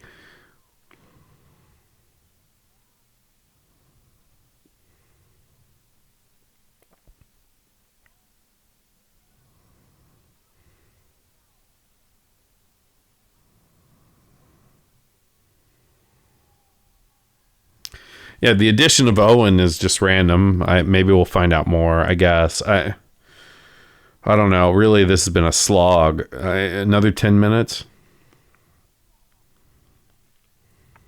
Yeah, much like Grand Theft Auto, there's an endless supply of cops. Eventually, you're going to incite the National Guard. You're going down, man. There's no winning. Then again, all the people who did this in real life knew that there was no winning. In America, you don't go out and shoot guns, which you can get way too easily, and think that you win. And yet we do nothing as a country to stop this.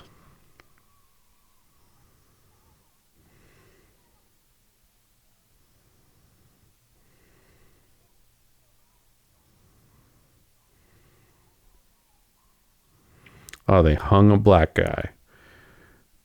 And Jesus Christ, man, what a horrible image. Why would you do that? And you hung both black guys. No, I guess there's another.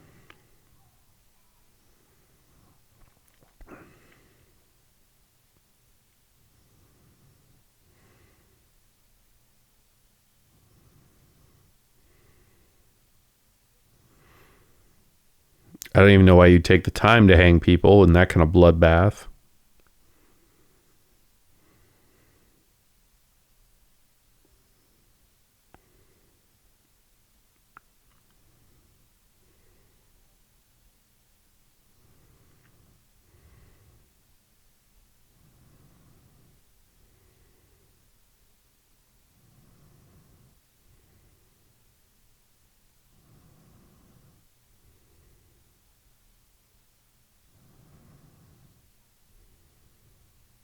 One strand of tape? Masking tape, bro?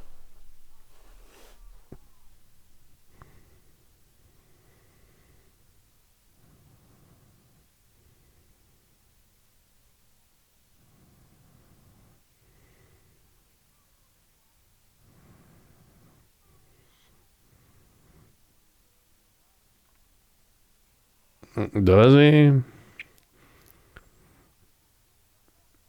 A rich Nepo baby who failed his way upward?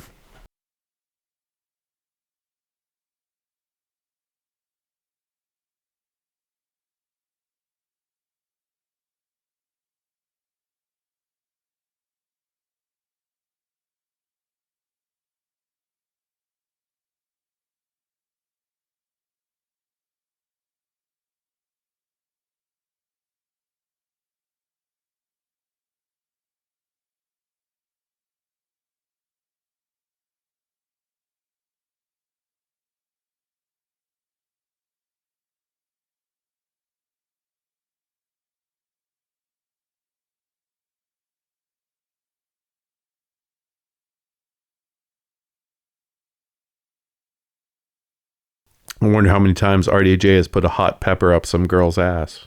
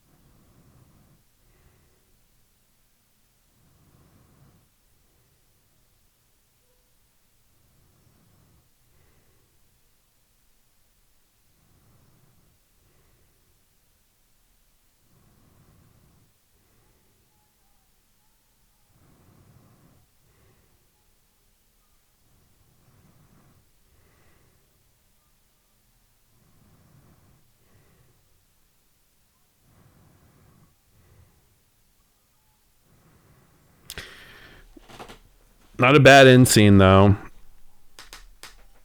This idea about being live and everybody having a cell phone. Look how cops react. But this ghoulish fucking Tommy Lee Jones is very much just him as Two-Face.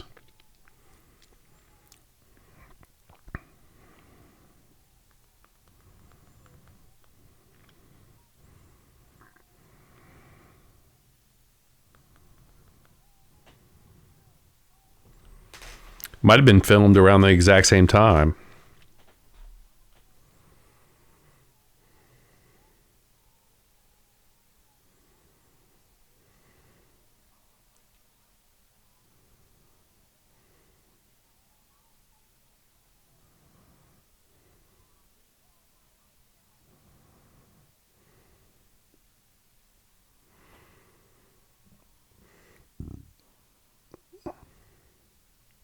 More Leonard Cohen, which again is fine. Not a huge Leonard Cohen fan. Oh my God. Well, what a massacre. Who cares, right? You did all that for people who don't give a shit about you.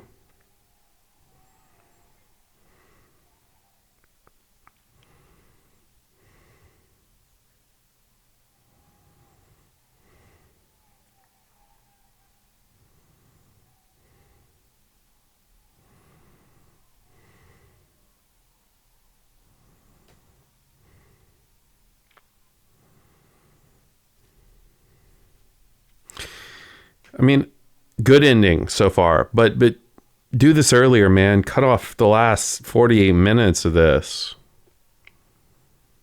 Literally. If you're going to be this kind of like mystical about things. And what about the other? Yeah, okay, wait. A beheading, all right. So there's your mysticism.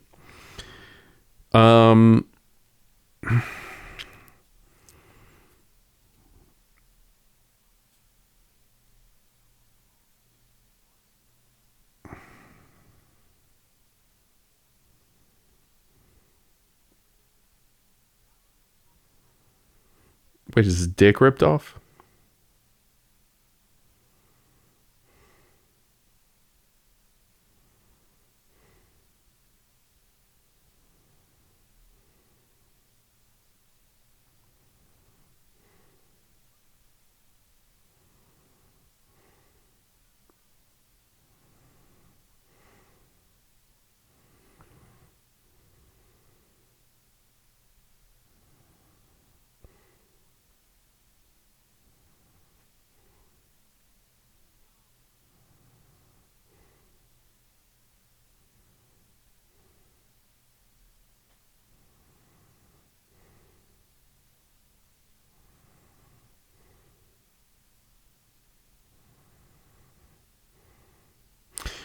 Why don't people in movies kiss no more?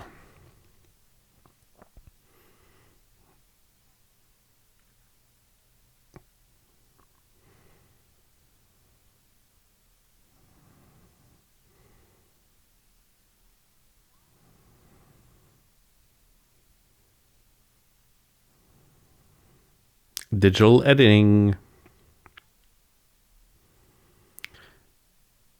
Yeah, all these semi special effects. This is like what, 94? What was the digital editing platform back then?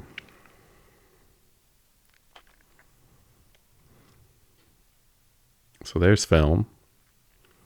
Film, there's video.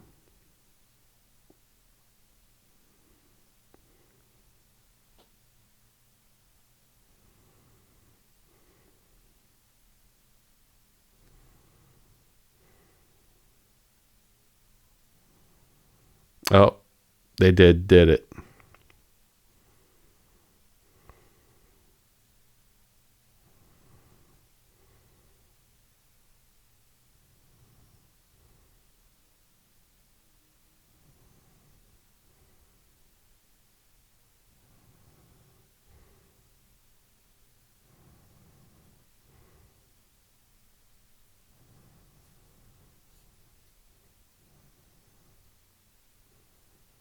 Start running.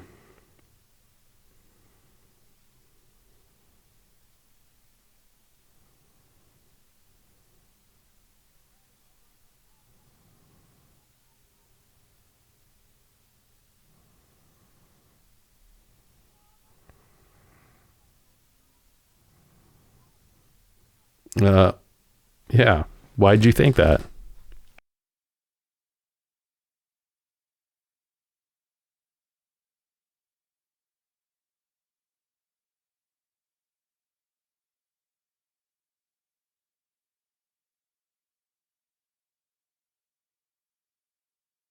I'm a sociopath.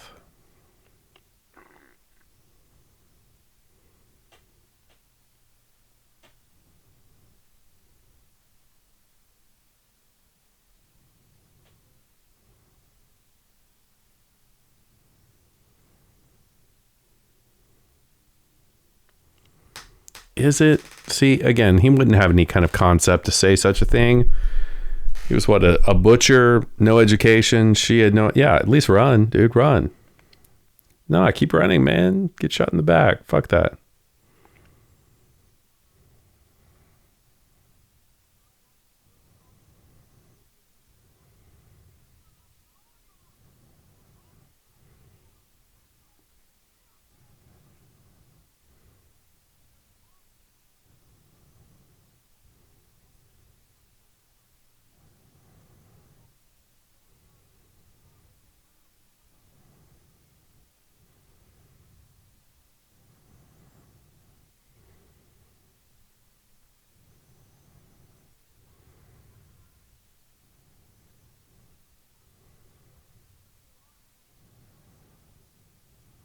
Who cares? Yeah, exactly. At this point, who gives a shit about anything?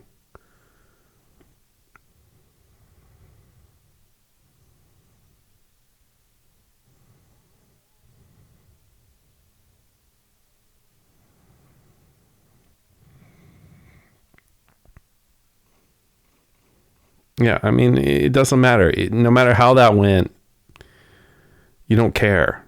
I don't care. Like, wrap it up.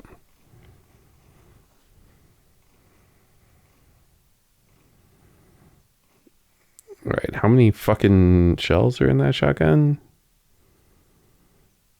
Max 5 or 6? And helicopters wouldn't be deployed because of him. They'd be deployed because of the mass insane jailbreak. And you realize how many fucking idiot rednecks are just waiting for someone to do something like this so they can go hunt them. These thick fucking country boys who go out there and they just fucking hunt and shoot things. I think a good example of this is the film Hell and High Water, which I really like. It's not a sleepover movie classic in the genre, but it's of that oeuvre. It has the dude in it, you know, and there's a scene where, you know, this guy is being pursued by a bunch of just fucking guys who want to go fucking shoot someone. He has a standoff and they back up, but this is what you would get. All right, so here's your MTV generation: Marilyn Manson, Pearl Jam, Nirvana. I mean, just you know, the symbolism here. Can we end this fucker? End it. Stone. And they're still among you. This psychotic tendency. And now they're hippies with their stoner children. Thank God you ended it. Okay. Great old photos of both of them as kids. I'm very disappointed. And I hope you are too. And I hope you're not just disappointed by my lack of enthusiasm for this. I'm not saying it's bad. Visually, this is great. Visually, I cannot ask for more. Give me crack and anal sex. Oh my.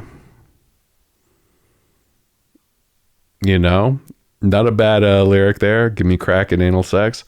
Anyway, I don't, again, speaking of overrated, I don't know. The Native American thing here, the magic Indian quote is just fucking stupid. Again, a lot of great visual stuff, but we did end with her being pregnant because, I mean, what is her character? How he gets away, how they get away is unexplained and stupid, and we don't like them, and great. So they bred and had other fucking psycho kids.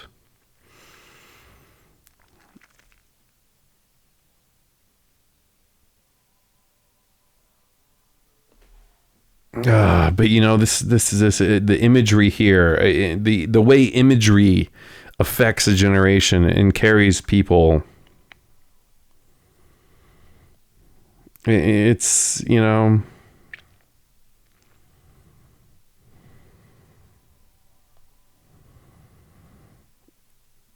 Leonard Cohen, man. I never got into him. Sorry fans. Like, I don't really like Tom Waits that much either, you know? I don't fucking care. I don't care about Hallelujah. I don't give a shit about that. Like, let's go listen to some crazy random jazz from 1954. Okay? That I'm into. Let's hang out till the end because we're getting this, you know, montage. Honestly, this could be the film. But yeah, this film makes me yearn for actual development and less jarring pizzicato fucking scenes of whatever. Like, I do admire the variety of it, but I don't know. I've already said it. There's production wise, there's a lot to like. Visually and auditorily, what's the word? Auditorily, there's a lot to like. The overall production falls short. The message falls short. The acting falls short. The writing falls short. Like David Byrne did better in Psychosis.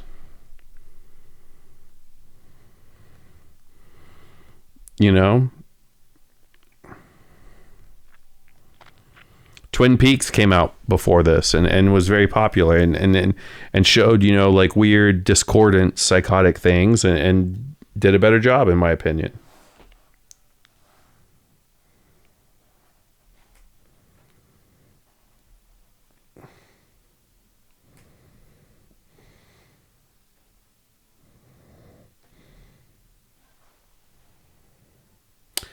All right. And now that we have no more haunting visuals to see, I'm going to bid you adieu and apologize to y'all. You know, this is a miss. Let me know what you think. Goodbye.